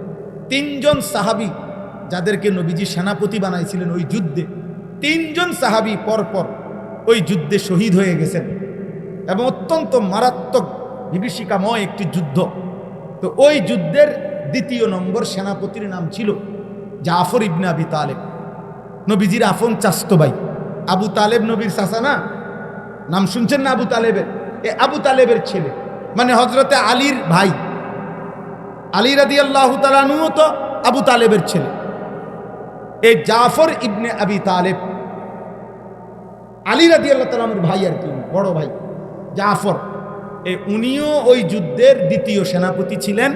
উনি শাহাদাত বরণ করছেন, যুদ্ধের ময়দানে শহীদ হয়ে গেছেন। আল্লাহর নবী সাল্লাল্লাহু আলাইহি সাল্লাম মদিনায় বসে তখন কাঁদতেছিলেন, সাহাবাদেরকে বলছেন, সাহাবারা, আমার জাফর, আমার আপন চাচাতো ভাই, এইমাত্র শহীদ হয়ে গেল। তো ওনার শাহাদাতের ঘটনা খুব মারাত্মক, মানে কলিজা কাঁইপা ওঠার মতো ঘটনা। ওনার শহীদ হওয়ার ঘটনা, যুদ্ধের ময়দানে ওনার দুশ্মনে প্রথম ডান হাতটা কেটে ফেলে দিছে। উনি সেনাপতি, তো উনি পতাকা বাম হাতে নিছে, বাম হাতে কোপ দিয়া কাইটা ফেলছে। উনি এই শুধু যেটুকু বাজু ছিল 2 হাতের বাইকি, এটা দিয়া দাঁতের মধ্যে কামড়াইয়া ইসলামের পতাকা উঁচা করে রাখছে। কিতাবে আছে উনি আপনার গর্দান, ওনার কল্লা বেঈমান কোপ দিয়ে আলাদা করে ফেলছে, কিন্তু কল্লা আলাদা অবস্থায়ও ওনার এই মুখ থেকে এই পতাকাটা দাঁত থেকে টাইমছে, তারা খুলতে পারে না, কোনোভাবে খুলতে পারে না। শেষ 3য় নম্বর সেনাপতি ছিলেন আব্দুল্লাহ ইবনে রাওয়াহা রাদিয়াল্লাহু তাআলা আনহু। এই সাহাবীকে জলদি যখন খবর দিছে যে জাফর শহীদ হয়ে গেছে, তুমি 3য় সেনাপতি, নবীজির ঘোষণা, কাজে তুমি গিয়া পতাকা নাও। এই আব্দুল্লাহ ইবনে রাওয়াহা উনি কাছে গিয়ে আল্লাহর কুদরত, এই লাশের সামনে, ওই খণ্ডিত মাথার সামনে দাঁড়াইয়া বলছে, জাফর পতাকা দাও। আমি আব্দুল্লাহ ইবনে রাওয়াহা তো পতাকা ছেড়ে দিছি। এমন মানে এমন লোমহর্ষক ঘটনা, আল্লাহর কুদরতে এবার ওনার দাঁত কি খুলে ফেলছে। তো এই সাহাবী, দেখো ভাই, ছেলেরা তোমাদেরকে বুঝাইতে চাচ্ছি কোন কথাটা, দেখো এমন করুণ মৃত্যু যার হইল, শহীদ হইলেন। এই নবীজি তখন মদিনায় বসে কাঁদতেছিলেন যে সাহাবীরা, আমার জাফর শহীদ হয়ে গেছে, আমার জাফরের 2 হাত কাইটা ফেলে দিছে। নবীজি এই জন্য বলছে যে আল্লাহ তাআলা জান্নাতে আমার জাফরকে 2টা আলাদা ডানা হাত আল্লাহ কুদরতি লাগায় দিছে। তো নবীজি তখন সাহাবীদেরকে বললেন, চলো আমার জাফরের বাড়িতে চলো, তার স্ত্রী কন্যাদেরকে সান্ত্বনা দিয়ে আসি। উনি শহীদ হয়েছে না, তো ওনার বাড়িতে গেছে নবী নিজে। গিয়া দেখছে ওনার সান্ত্বনা দিছে, সবাই শুনাইছে, কাঁদতেছে, নিজেও সান্ত্বনা দিছে। তো ওই দিন, যেদিন শহীদ হয়েছে, আজকে বাবা শহীদ হয়েছে যুদ্ধের ময়দানে। ওনার 3টা ছেলে ছিল তখন, হযরত জাফরের 3 জন ছেলে। খোদার কসম আব্বা, একটা ছেলেও যদি শুনো, এই দিন যেদিন বাবা যুদ্ধের ময়দানে শহীদ হয়েছে, নবীর সাহাবী, ওনার 3 ছেলেকে উনি যখন দেখছে, সান্ত্বনা দিতেছে, আদর করতেছে, এই দিনে ওই সময় নবীজি দেখছে ওগর চুলগুলো মাথার একটু বড় বড়। সত্য কথা হলো, ও হাদিসের স্পষ্ট শব্দ, নবীজি তখন বললেন, উদউ লি আল হাল্লাক, তোমাদের মধ্যে চুল কাটতে পারে যেই সাহাবী, নবীজি বললেন তাকে ডেকে নিয়ে আসো। তো আনছে, আর নবীজি বললেন, আমার ভাতিজাদেরকে আগে চুল কাইটে সুন্দর করে ঠিক করে দাও। যেদিন বাপের মৃত্যু হয়েছে, বেটা শহীদ হয়েছে বাপ, সেদিন আল্লাহর নবী এটা খেয়াল রাখছে যে আমার ভাতিজাদের চুল বড় হয়ে গেছে। তাহলে ইসলামে সুন্দর চুল রাখা কতটা গুরুত্বপূর্ণ, কতটা গুরুত্বপূর্ণ। আমাদের ছেলে পেলে কোথাকার কোন বেঈমান, কোথাকার কোন পাগল, কোথাকার ছাগল, জাত নাই, জন্ম নাই, ঠিক নাই, ইমান নাই, ধর্ম নাই। নাউজুবিল্লাহ, নাউজুবিল্লাহ। ওদের মতো চুল কাটতেছো তোমরা, এটা কি কারবার? এটা পাগল। কার মতো চুল কাটলাম? এটা বেঈমানের মতো। বেঈমান তোমার বাপ, বেঈমান তোমার আত্মীয়, বেঈমান তোমার পছন্দ, কথা বলে না। তো তাইলে তুমি তার মতো চুল রাখবা কেন? তার মতো সাজবা কেন? আল্লাহ আমাদেরকে হেফাজত করেন। আল্লাহ তাআলা আমাদেরকে যে রসুল দিয়েছিলেন সাল্লাল্লাহু আলাইহি ওয়াসাল্লাম, গোটা পৃথিবী আজকে 1450 বছরে পৃথিবীর এমন কোন অমুসলিম, এমন কোন বেঈমান, কাফের, মুশরিক, সারা পৃথিবীতে যতজন নবীজির জীবনীকে গবেষণা করছে, আল্লাহর কসম প্রত্যেকের কাছে নবী সাল্লাল্লাহু আলাইহি সাল্লামের বাহ্যিক চেহারা, শরীর, এটা যেমন সবচেয়ে সুন্দর, নবীজির আখলাক, চরিত্র এটাও সবচেয়ে সুন্দর। নবী সাল্লাল্লাহু আলাইহি সাল্লামের নাকের চাইতে সুন্দর নাক এই সৃষ্টিতে কারো নাই। নবীজির চোখের সাথে সুন্দর চোখ এই পৃথিবীতে কারো নাই। নবীজির আঙ্গুল মুবারকের চাইতে সুন্দর আঙ্গুল এই পৃথিবীতে কারো নাই। নবীজির হাসির চাইতে সুন্দর হাসি এই পৃথিবীতে কারো নাই। নবীজির কান্নার চাইতে সুন্দর কান্না এই পৃথিবীতে কারো নাই। নবীজির হাঁটার চাইতে সুন্দর হাঁটা এই পৃথিবীতে কারো নাই। নবীর জামা মুবারকের চাইতে সুন্দর জামা এই পৃথিবীতে কারো নাই। তিনি সব কিছুতে, চরিত্রে যেমন সুন্দর, তিনি রূপেও তেমন সুন্দর, পোশাকেও তিনি সুন্দর, চুলেও সুন্দর, চেহারায়ও সুন্দর, লেবাসেও সুন্দর, চরিত্র আর আখলাকে, ইমানে আর আমলে সব কিছুতে তিনি সর্বশ্রেষ্ঠ। আল্লাহ আমাদেরকে তাকে দিছিলেন।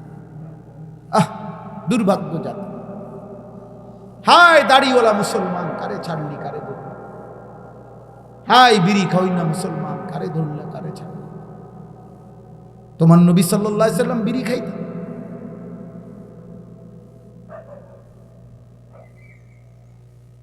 আপনার নবী সাল্লাল্লাহু আলাইহি সাল্লামের মুখে দুর্গন্ধ ছিল। নবী সাল্লাল্লাহু আলাইহি ওয়াসাল্লাম দাড়ি কাটতেন। বলে এমন নবী ছেড়ে দিলাম কেন? কি কারণ? এমন রাসূল ছেড়ে দিলাম কেন? এক সাহাবী, আমরা হাদিসে আছে, রবিআ ইবনে কাব আল আসলামী রাদিয়াল্লাহু তাআলা আনহু, এক সাহাবী, অল্প বয়সী ছিলেন, কিশোর। তো একদিন নবী সাল্লাল্লাহু আলাইহি সাল্লাম ইস্তেঞ্জা করে বের হইছে। তো নবীজির জন্য অজুর পানি, মেসওয়াক, এগুলা সব উনি আগায়া দিছে নবীজির জন্য, আগায়া দিছে। আর নবীজি খুব খুশি হয়েছে। তো নবীজি সাল্লাল্লাহু আলাইহি ওয়াসাল্লাম উনাকে বললেন, তুমি আমার কাছে কিছু চাও, বলো, একটা কিছু আবদার করো, আমি দেব। এই সাহাবী খুশি হয়ে গেছে। খুশি হয়ে বলতেছে, আজকে নবীর মনটা ভালো, আমারে একাকি কইছে কিছু চাইতাম, তো এমন একটা চাওয়া চাইছে। সুবহান, হাদিসে আছে, উনি বলছে, আসআলুকা মুরাফাকাতাকা ফিল জান্নাহ, ইয়া রাসূলুল্লাহ, জান্নাতে আপনার পাশে থাকতে চাই।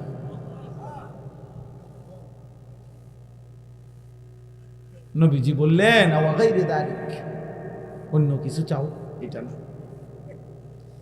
সাহাবী বলতেছেন, হুয়া যাক, ইয়া রাসূলুল্লাহ, আপনি বলছেন, আমিও চাইছি, দিলে এটাই, আর নইতে বাদ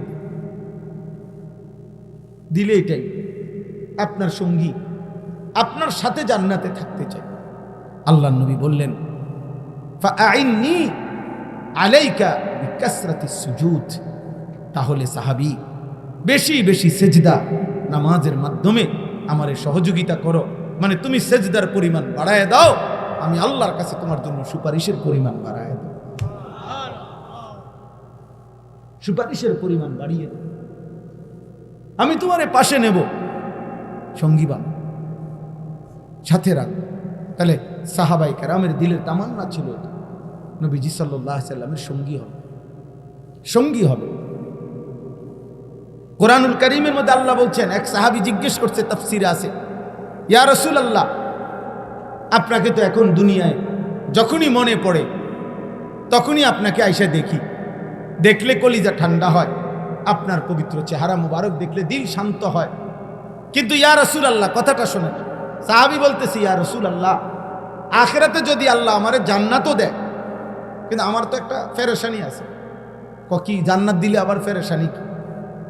পেরেশানিটা হইল জান্নাতও যদি আল্লাহ আমাকে দেয়, কিন্তু আপনাকেও তো আল্লাহ জান্নাত দিবে, কিন্তু আপনি তো আমনে, আমি তো আমি, আমনে তো আমনেই আল্লাহর মাহবুব, আর আমি তো সাধারণ সাহাবী।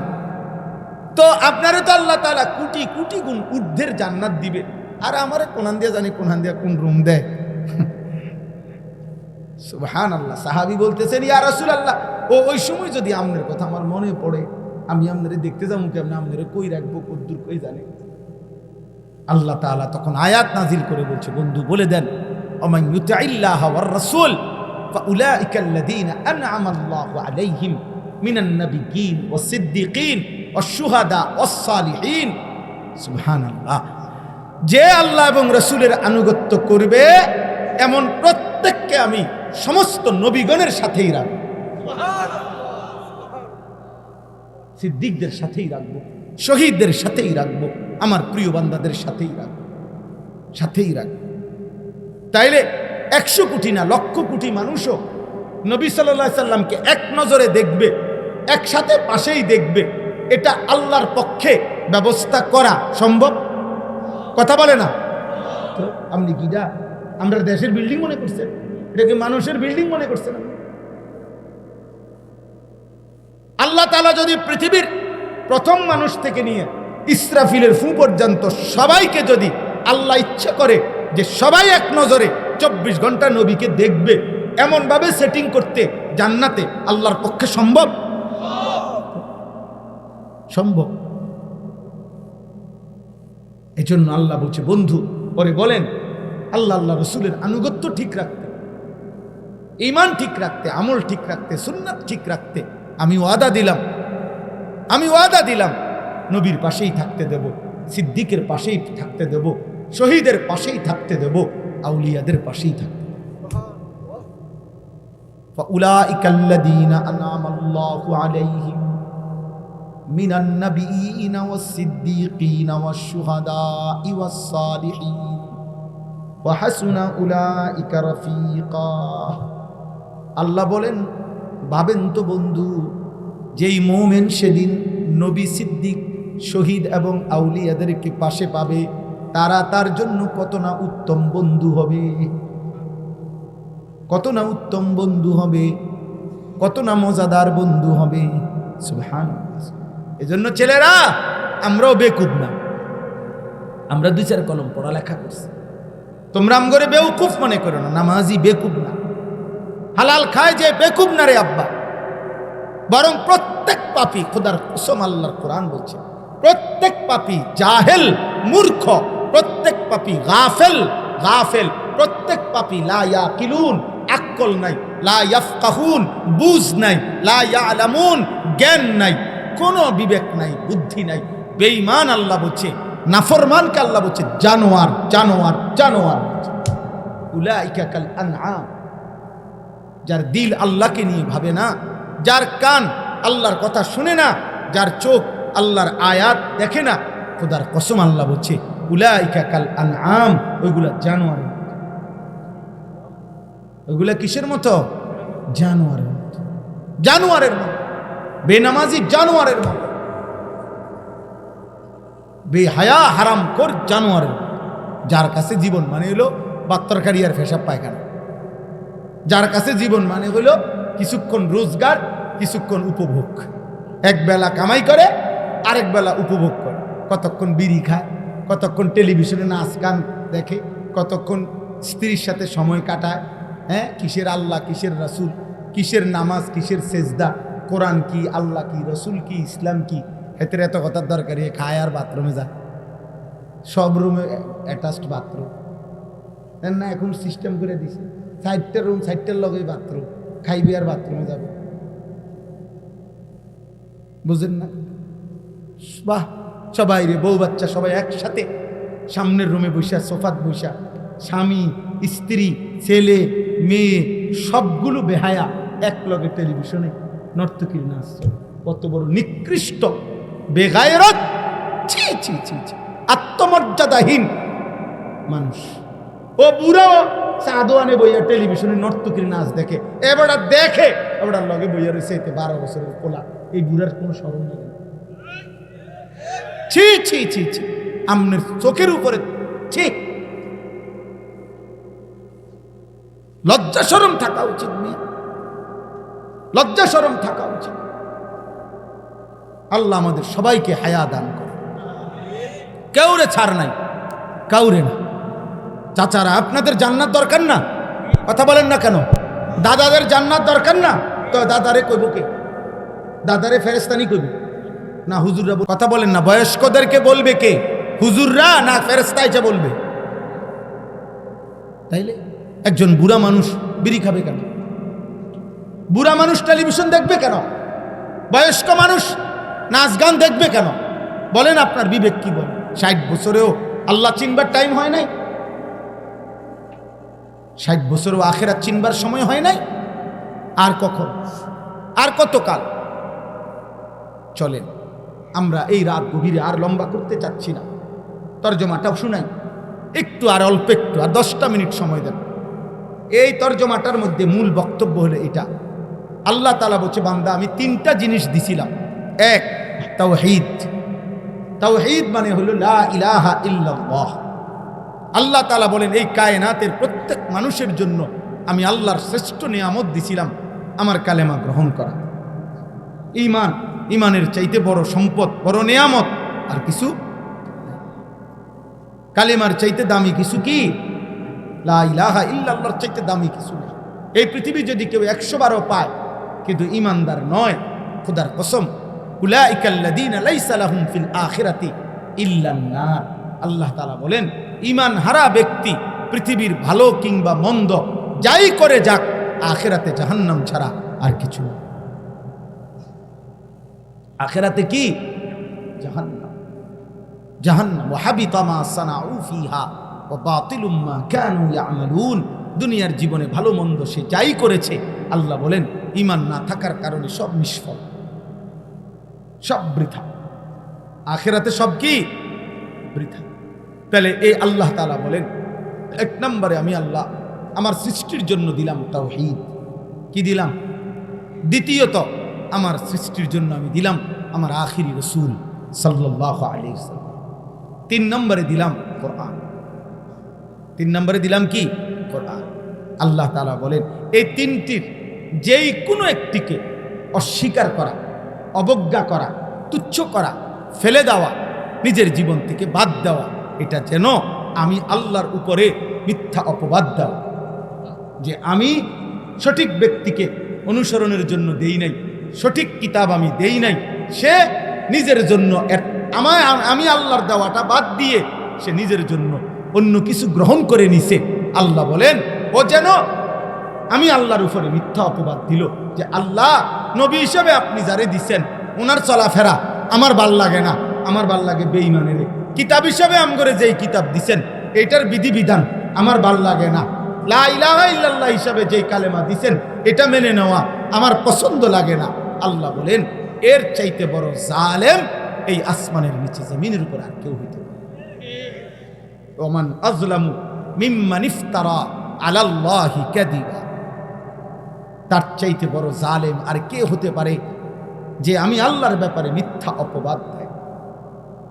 মিথ্যা অপবাদ, মিথ্যা অপবাদ দেয় মানে 3 জিনিসে, তাওহীদে, রিসালাতে, কিতাবে, কোরআন।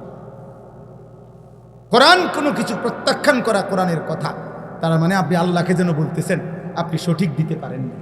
নাউজুবিল্লাহ।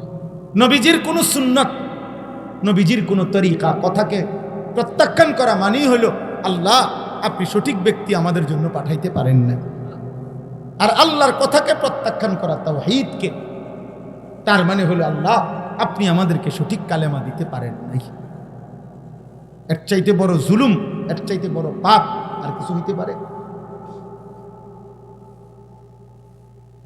আল্লাহ তাআলা বলেন, এবার শুনেন, তাইলে প্রত্যেকের কাছে বলেন, বাবা আল্লাহকে ভয় করেন, খামখেয়ালি করেন না। ছেলেরা, বাবা তোমরাও খামখেয়ালি করো না। প্রিয় ভাই, বারবার বলার সুযোগ তো নাও হয়, নাও হয়। হয়তো পৃথিবীর কেউ তোমারে মনে করলো না, বাবা মা সবার থেকে তুমি ছুটে গেলা। অনেক ছেলে আসো, তোমাদের স্বাধীনতা ভোগ করতেছো তোমরা। এমন দুর্ভাগা বদনসিব যে বাপ মা দাদা দাদি নানা নানি, চাচা মামা ফুফা খালু চাচি মামি ফুফি খালা, এই সমাজের কেউ হয়তো আহারে এই নাফরমানকে কিচ্ছু বলেন। দিনের পর দিন, রাতের পর রাত নারী, ছবি, নাটক, সিনেমা, মদ, জুয়া, অসৎ আড্ডা, অশ্লীল ছবি, মোবাইলের উলঙ্গ দৃশ্য দেখতেছে। বেচারার কপালে একজন অভিভাবক জোটে না। আলহামদুলিল্লাহ, আমার মা 75 বছর বয়স, আমার মা আজও একেবারে দুর্বল হয়ে গেছে, ছোট্ট হয়ে গেছে। মা আমার অনেক দুর্বল হয়ে গেছে, অসুস্থ, কিন্তু আজও মা জিজ্ঞেস করে ফুট নজর শুনি। বিশ্বাস কর আব্বা, কোরআন শরীফ হাতে বলে মা জানে আমি প্রত্যেক যেদিনে কথা কই মার লগে। মা আমাদের ভাইদের বাসায় থাকে, কখনো আমার বাসায়, কখনো আমরা 5 ভাই, আলাদা আলাদা সংসার আছে সবাই। যখন যার বাসায় থাকুক, মার সাথে কথা বললেই এই জিঙ্গে ভাই যে কোরআনে যাইতে আসে, মানে ওয়াজে। মা কি আর এত জেলার নাম জানেনি, কিন্তু আমি বলি মা আজকে নবীনগর অমুকখানে বা অমুক জেলায় অমুকখানে। আর এই মা আমার স্পষ্ট মনে আছে, আমি অনেক মাহফিলে এটা বলছি। আমার মা জীবন আম করে বলছে ফুত নামাজ উঠছে, আর মায় বলছে বারবার বলেন ফুত কত আনে ওয়াজে যাও, মানুষের লোকে চাইব টাকা পয়সা লইয়া ঝামেলা রইল। শতবার কইছে মায় আমার, হাজার বার চাইও। আল্লাহ আমার মা মাফ করে দেন, আল্লাহ সবার মাকে মাফ করে। আমার আব্বা 43 বছর মসজিদে ইমামতি করছে, অভাবের সংসারে কোনোদিন আল্লাহর দিন থেকে এক চুল সরতে দেয় না। খুব মায়া লাগে আমার কাছে এটা, যে 365 দিনে এক বছরে একদিনও ফজরের নামাজ পড়ে নাই, পরে কেউ উঠাইল না। কিরে ভাই, এটা কেমন বদমাইশি, এই কেমন কপাল নিয়ে পৃথিবীতে আইল যে একটা বছর চলে যাইতেছে, এভাবে রাত হইতেছে, ভোর হইতেছে, সকাল হইতেছে, শনিবার রবিবার, রবিবার সোমবার, একটা সপ্তাহ তার জীবন থেকে চলে যাচ্ছে। হাই হাই নাফরমানে একদিনও আল্লাহরে ফজরের নামাজে একটা সেজদা দেয়।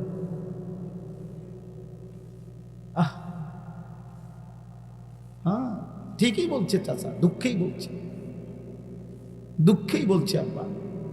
নবীজি শোনো আব্বা, হযরত আব্দুল্লাহ ইবনে মাসউদ বলছে রাদিয়াল্লাহু তাআলা আনহু, আল্লাহর নবীর সাহাবী, শ্রেষ্ঠ সাহাবী আব্দুল্লাহ ইবনে মাসউদ বলেন, নবীজির জামানায় আমরা যাকেই ফজরের নামাজের জামাতে না পেতাম, খোদার কসম সাহাবী বলে আমরা বুঝতাম সে মুনাফিক, বাইয়িনুন নিফাক, প্রকাশ্য মুনাফিক। কোন নামাজ বলে না, কোন নামাজ আবার বলেন, ফজর। আপনি আমি মুমিন না মুনাফিক, এটা প্রমাণ হয় ফজরের নামাজ, জুমার নামাজের ফজিলত অনেক, কিন্তু লোকটা কি মুমিন না মুনাফিক এটা প্রমাণ হয়, পরীক্ষা হয়, ইন্টারভিউ হয় ফজরের ওয়াক্ত। এজন্য ফজরের নামাজ, ফজরের বাতাস মুনাফিক মুক্ত বাতাস। ফজরের ভোরে সুবহানাল্লাহ, ফজরের বাতাসে কাফের নিঃশ্বাস নেয় না, ফজরের বাতাসে ইহুদি নিঃশ্বাস নেয় না, ফজরের বাতাসে খ্রিস্টান নিঃশ্বাস নেয় না, ফজরের বাতাসে হিন্দু নিঃশ্বাস নেয় না, ফজরের বাতাসে বৌদ্ধ নিঃশ্বাস নেয় না, ফজরের বাতাসে মুরতাদ নাস্তিক নিঃশ্বাস নেয় না, ফজরের বাতাসে মুনাফিক নিঃশ্বাস নেয় না, ফজরের বাতাসে মুমিন নিঃশ্বাস টানে। এই জন্য ফজর মুনাফিক মুক্ত বাতাস, ভোরের বাতাস। এটা জানতেন আঙ্গাল কাঙ্গালের কপালে জোটে না, কারো কপালে কি জোটে না।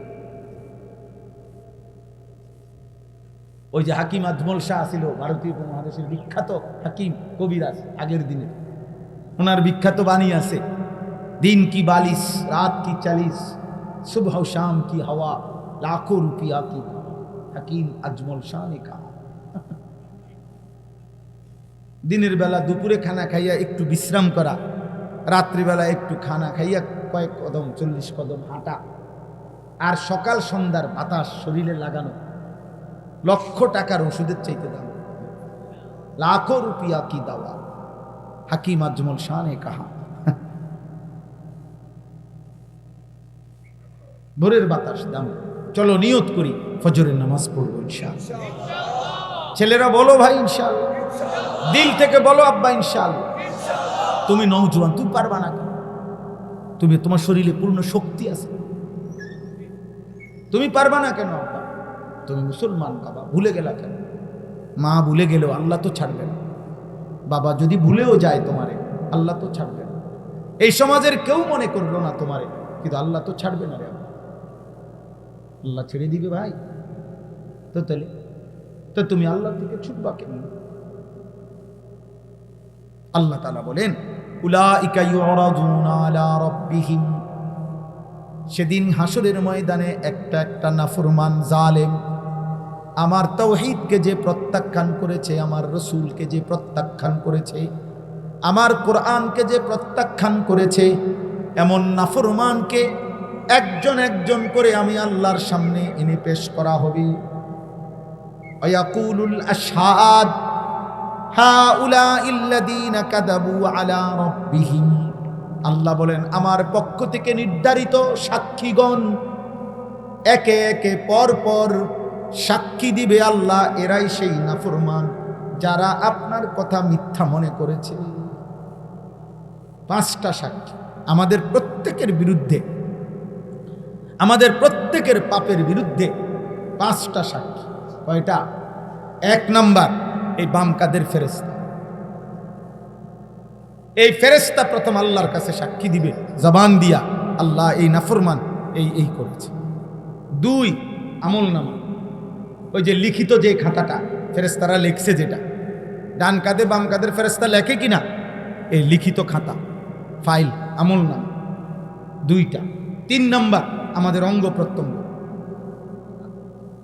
আমাদের হাত পাও চোখ নাক কান, নিজের অঙ্গই নিজের বিরুদ্ধে সাক্ষী। কয়টা হইল? 3টা। 4 নাম্বার পায়ের নিচের জমিন, ইয়াউমা ইদিন তুহাদ্দিসু আখবার। কয়টা হইল? 5। মহান আল্লাহ নিজে, আল্লাহ নিজে। কয়টা হইল? আইনাল মাফার, আল্লাহ তখন জিজ্ঞেস করবে বান্দা এখন পালাবে কোথায়? হ্যাঁ বান্দা শোনো, ফেরেশতা কি বলে, আমলনামায় দেখো কি লেখা। শোনো তোমার অঙ্গ প্রত্যঙ্গ, তোমার শরীর কি বলে। শোনো পায়ের নিচের জমিন কি বলে। আর শোনো আমি কি বলি। ওয়ায়াকুলুল আশহাদ হাউলাইল্লাযীনা কাযাবু আলা রাব্বিহিম, সবগুলো সাক্ষ্য বলবে আল্লাহ এই সেই নাফরমান যে আপনার কথাকে মিথ্যা মনে করেছে। আলা লানাতুল্লাহি আলায যালিমিন, সব শুনে আল্লাহ বলবে জালেম তোর উপরে আল্লাহর লানত। আস্তে কাঁদো, আস্তে কাঁদো, সাবধান। আলা লানাতুল্লাহি আলায যালিমিন, আল্লাহ বলবেন জালেম তোর উপরে আল্লাহর লানত। 40 বছর কেমনে রে তুই আমি আল্লাহরে ভুলে রইলি বান্দা। 1টা বছর কেমনে আমারে সেজদা না দিয়ে থাকলি। বলো, আল্লাহ আমাদেরকে হেফাজত করুন। চলো ভাই, রাত গভীরে ফিকির করে ভাবেন, ভাবেন কারোর জন্য কেউ আটকায় না, কারোর জন্য কেউ স্বার্থপর এই দুনিয়া। বাপও একদিন ছেলে মেয়েকে রেখে কবরে জায়গা। বলছি আস্তে কাঁদো, নামো এখান থেকে, নামো, যাও নিচে যাও।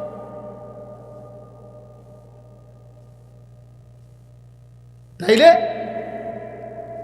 এই স্বার্থপর দুনিয়া একদিন বাপও সন্তানকে রেখে চলে যায়, মাও রেখে চলে যায়। এই দুনিয়া, এটাই আব্বা দুনিয়া। দুনিয়া কারো জন্য কেউ আটকাবে না, আল্লাহর সামনের থেকে দৌড় দিবা কেমন? বলো না ভাই। কোরআন শরীফে আছে নাফরমান চিৎকার দিবে হাসরের ময়দানে, মা আগনা আন্নি মালিয়া, হায় আমার সম্পদ কাজে আসলো না, হালাকা আন্নি সুলতানিয়া, আহা আমার ক্ষমতা শক্তি আজ আমার থেকে হারিয়ে গেল। এভাবে চিৎকার দিবে আর আবল তাবল বকবে। কোরআন শরীফে আছে সূরা আল হাক্কার মধ্যে। এই তখন আল্লাহ বলবে, যখন পাপী ভয়ে এরকম আবল তাবল বলবে, আল্লাহর ফেরেশতাকে আল্লাহ বলবে খুজুহু ফাগুল্লু, এই ফেরেশতা তারে ধর, ধর তারে বাঁধে। ফাগুল্লু অর্থ আপনি জিজ্ঞেস করেন, আর অর্থ হলো তারে বেঁধে ফেল, বাঁধে, টাইট করে বাঁধে। ফেরেশতা বাঁধ দিয়া বলবে আল্লাহ বাঁধ দিছি, এখন কি করতাম? সুম্মাল জাহিমা সাল্লু, আল্লাহ বলবে একটা লাথি দিয়া জাহান্নামে মার, লাথি মার, দ্রাম করে কিচ্ছা লাথি দে, একটা লাথির লগে ফেলে যা। সুম্মাল জাহিমা সাল্লু অর্থ হলো জাহান্নামে ছুঁড়ে। জাহান্নামে ছুঁড়ে মারলে কি আদর করে? জাহান্নামে ছুঁড়ে মারবে কোলে করে? হ্যাঁ,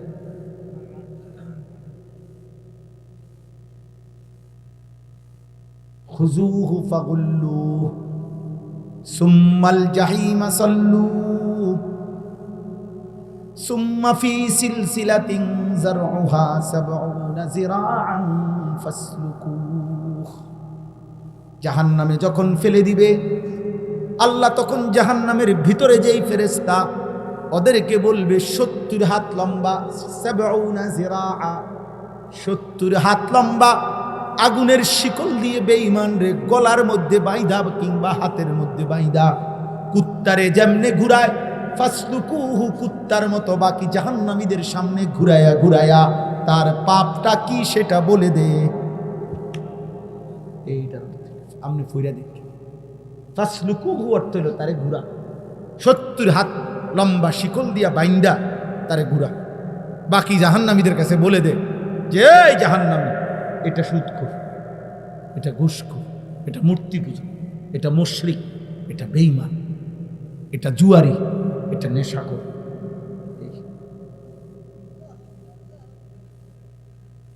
আল্লাহ, উনি এখন ভাবছি যে না, এটা দুর্বল মানুষ, আপনার ভিতরে এখন অনুভূতি বলতে কথা তো মারাত্মক। হ্যাঁ, আল্লাহ মাফ করে দেন। আজকের দুর্বলরাই হয়তো একদিন সেদিন দেখবেন জান্নাতের বাদশা। আপনি যারে অন্ধ মনে করছিলেন, আপনি যারে বোবা মনে করছিলেন, আপনি আমি যারে পাগল মনে করছিলাম, আপনি আমি যারে প্রতিবন্ধী মনে করছিলাম, বেচারা তো দুনিয়া গুনাও কম, গুনাহ কম না, গুনার সুযোগ পাইছে কইছে, তো হেদো ওইখানে সবার আগে বাঁচতে যাবে।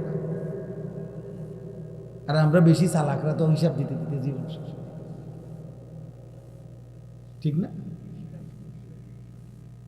হ্যাঁ, আল্লাহ আমাকেই মাফ করে দেন। আল্লাযীনা ইয়াসুদ্দুনা আন সাবিলিল্লাহ, এই আল্লাহ বলেন কেন আমি লানত দিলাম জালেমের উপর?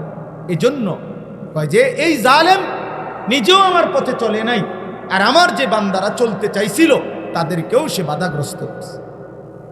আরে বেটা হয়েছে কইছিল ও নামাজটা কুদ্দুর ফিরে, আরে বাপরে, কি তো আব্দুল কাদের জিলানী না, নতুন না বাপ লইছে লাগো, চিনি না তোমার এই সিটারের হদ্দার, এই একটা কইয়া হেরে কি করে দিল, শরম দিয়া দিল, বুঝেন নাই? মস্কারি করে তারে, বেচারা হয়তো চাইছিল বন্ধু নামের শয়তান সমবয়সী অথবা এরকম কেউ একজন ওরে একটা টিটকারি দিয়া, আরে বাপরে হাতে ভালো হয়ে যাবে, দেখতাম না কয়দিন, বুঝছেন নি কথা? ও নতুন বুজুর্গ হয়েছে, ও এই যে এই মানে একটা বাজে কথা বলে আহারে বেচারা রে কি করে দিল। আল্লাহ বলেন ওই জালেমের উপরে, এই যেই জালেম অন্যকে আমি আল্লাহর পথে চলতে বাধা দেয় তার উপরে আল্লাহর লানত। 2 ওয়ায়াবগুনাহা ইওয়াজা, যে কথায় কথায় আমার দ্বীন ধর্ম, আমার শরীয়ত, আমার বিধান, আমার কোরআনে ভুল বক্রতা ত্রুটি তালাশ করে, তার উপরে লানত। আমল তো করে না, আর উল্টা যুক্তি, এও গো মাইতো না চাই, কত হুজুরে দেখছি উল্টা পাল্টা, এই শেষ। হ্যাঁ বটা এই জন্য এও রাখো, হুজুরে একটা ফ্যাস লাগাই রাখছে দেশটার, 12 রকম হুজুর 13 রকম কথা কয়। আমরা কোন দিকে যাব? হ্যাঁ আমাগো ফ্যাসে ফুরে আছে বটা 40 বছর বিড়ি আমরা ফ্যাসে, কাকা যায় 30 বছর সুদ খায়, আমরা ফেঁসে পড়ি, আমরা হুজুরের ফেঁসে পড়া। উনি আজকে 60 বছরও চা দোকানে নর্তকীর নাচ দেখে, আমরা ফেঁসে পড়া। হ্যাঁ গপ মারে না, গপ ছুড়ে এলে ফাইজলামি দুনিয়া মস্কারি করে। চা দোয়ানের কথা, আসরের মাঠ চা দোয়ান, কথা বলেন না, আসরের মাঠ চা দোয়ান। তো এমন কথা বলেন না, লোক নাই, বুঝছেন? আশ্চর্য কথা। আপনি মনেই করেন ওয়ালাউ ফারজান, আমি মেনে নিলাম কোনো একজন হুজুরের কোনো ত্রুটি আছে, 100 বার হতেই পারে, এটা দুনিয়া, এটা জান্নাত না, কথা বুঝছেন না। কিন্তু মনে করেন আমার চোখের সামনের ব্যক্তি আগুনেই পড়ে গেল, তো এরপরে আর আমি থেকে লাভ কি? আমিও আগুনে পড়ে যাই, কথা বলেন না। তো ধরে নেন একেবারে বাস্তব প্রকাশ্য 100 সত্য যে এই হুজুরটা একটা ভুলের মধ্যেই আছে, তারপরও আপনি বুঝতেছেন এটা ভুল, আপনি বুঝতেছেন এটা হুজুরের পাপ, আপনি বুঝতেছেন এটা হুজুরের অপরাধ, তো তারপরেও কি আপনি এটা করবেন? তো তাহলে এই যুক্তি দেখাইলে লাভ হইব কোনো? হুজুরের বিচার তো আল্লাহ করবে, আপনার বিচারও তো আল্লাহ করবে, কথা বলেন না। কোন হুজুর হাসরের মাঠে দাঁড়াইতে হবে না, হুজুরের কোনো বিচার আসার নাই, হুজুরের আমল নামা নাই। তো তাহলে আপনি এই কথা বলিয়া কি বুঝাইতে চাইছেন? আপনি নিজের অবৈধ কাজ, নিজের গুনাহকে বৈধতা দিতে চাচ্ছেন। অন্য কেউ 100 না 100 কোটি মানুষও যদি পাপ করে, এই বলে কি আপনার পাপও বৈধ হয়ে গেল? আল্লাহ আমাদেরকে বুঝ দান করে। অতএব খামখেয়ালি করা যাবে, আখেরাত নিয়ে খামখেয়ালি না, আখেরাত নিয়ে খামখেয়ালি না। সবাই ভুলে যাক, আমি ভুলা যাবে না। আমার বউ বাচ্চা জি ফুত গোটা দুনিয়া আল্লাহর নাফরমানি করুক, আমি কারোর লগে পারলাম না বলতেছি, কিন্তু ফিরাইতে পারলাম না, তবুও আমি বলা দরকার বলবো, কিন্তু আমি আমার নিজেকে ভোলা যাবে না। ও 10 জনের যে গতি, আমারও সেই গতি, কিতা মানে 10 জনের যে জাহান্নাম, আমারও সেই জাহান্নাম। তো এটা নিয়ে কথা, সবখানে বুঝি সব কথা লাগাই দিল। অহুম বিল আখিরাতি হুম কাফিরুন, এই শেষ কথা হইল। আল্লাহ তাআলা বলেন, 1 নাম্বার তাওহীদকে যে অবজ্ঞা করে, রাসূলকে যে অবজ্ঞা করে, আল্লাহর কোরআনকে যে অবজ্ঞা করে, কোন বান্দাকে যে আল্লাহর পথে চলতে বাধা দেয়, দ্বীন শরীয়তের মধ্যে যে ভুল তালাশ করে, এই সবটার কারণ একসাথে হলো অহুম বিল আখিরাতি হুম কাফিরুন। মূলত এই মানুষগুলো আখিরাতকে অস্বীকার করে, আখিরাতকে তাদের দিল দিয়ে আসলে মানে না, এই জন্য এত জঘন্য পাপ করে। এই জন্য আমি আল্লাহর লানত তার উপর। যার হৃদয়ে আখিরাত আছে সে মস্কারি করে। আপনি কথা বুঝেন না, এটা কোনো একটা কি মুয়া না, এটা কোনো মামুর বাড়ির ফাইজলামি না, এটা কোনো আমাদের গল্প গুজব না। অতএব যদি আখিরাত সত্য সত্য কেউ বিশ্বাস করে, ভয় করে, এটাই বাস্তব, এটাই সত্য যে এই সমাজের যে যাই করুক আমারে আল্লাহর পথে চলতে হবে, কারণ আমি ইয়াকিন করি আখিরাত আছে, আখিরাত আছে, আখিরাত হবে। কাজেই এই সমাজের বাকি সব উল্টে যাক, আমি আল্লাহর পথে থাকি।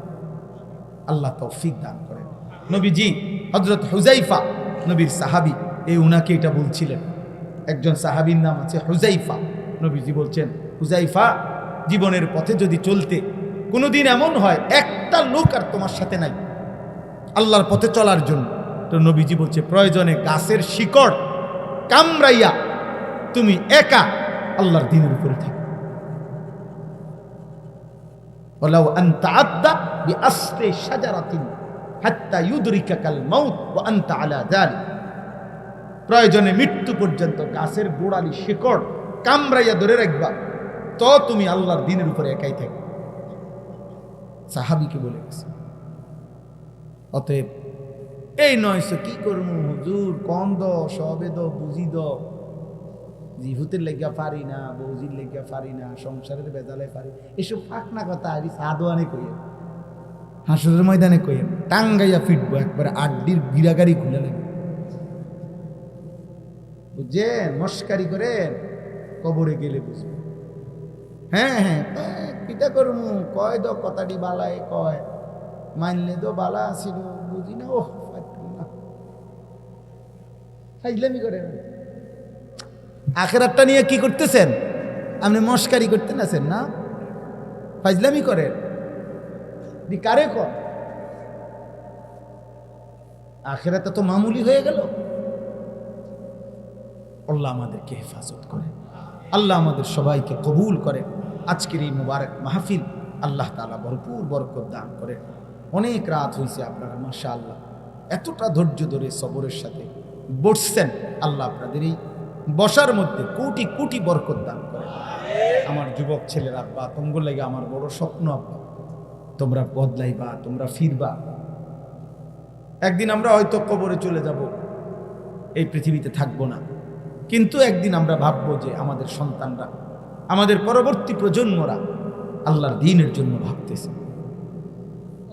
ইনশাআল্লাহ নিয়ত করো ইনশাআল্লাহ 5 ওয়াক্ত নামাজ পড়ো 30 বছরের নিচে যেসব ছেলে তোমরা আরেকবার নিজের জীবন সুন্দর করো আমি অনুরোধ করি চারিদিকে সমান চুল রাখো কাফের মুশরিকদের অনুসরণ করো মোবাইল নারীর আসক্তি থেকে নিজেকে সেফ করো একটু কষ্ট করো ইনশাআল্লাহ প্রত্যেক চাহিদা আল্লাহ পূরণ করে খাবারের চাহিদা আল্লাহ পূরণ করে পানির চাহিদা আল্লাহ পূরণ করে তো লজ্জাস্থানের চাহিদাও আল্লাহই পূরণ করে সব পূরণ হবে যে মালিক সব দিছেন সে মালিক সব চাহিদাও পূরণ করে আল্লাহ আমাদেরকে তৌফিক দান করেন আপনাদের কাছেও আমার বিনীত অনুরোধ বাবা চাচা আমার একটা স্বপ্ন আমি মুসলিম কিশোর যুবক ছেলেরা আল্লাহর দিকে ফিরুক এটার জন্য খুব চেষ্টা করি বিভিন্ন শুধু ওয়াজ না আমি আমার মাদ্রাসায় একটা বড় জায়গা কিনছি কুমিল্লা ক্যান্টনমেন্ট ময়নামতি সাহেবের বাজার 1 একর 15.5 শতক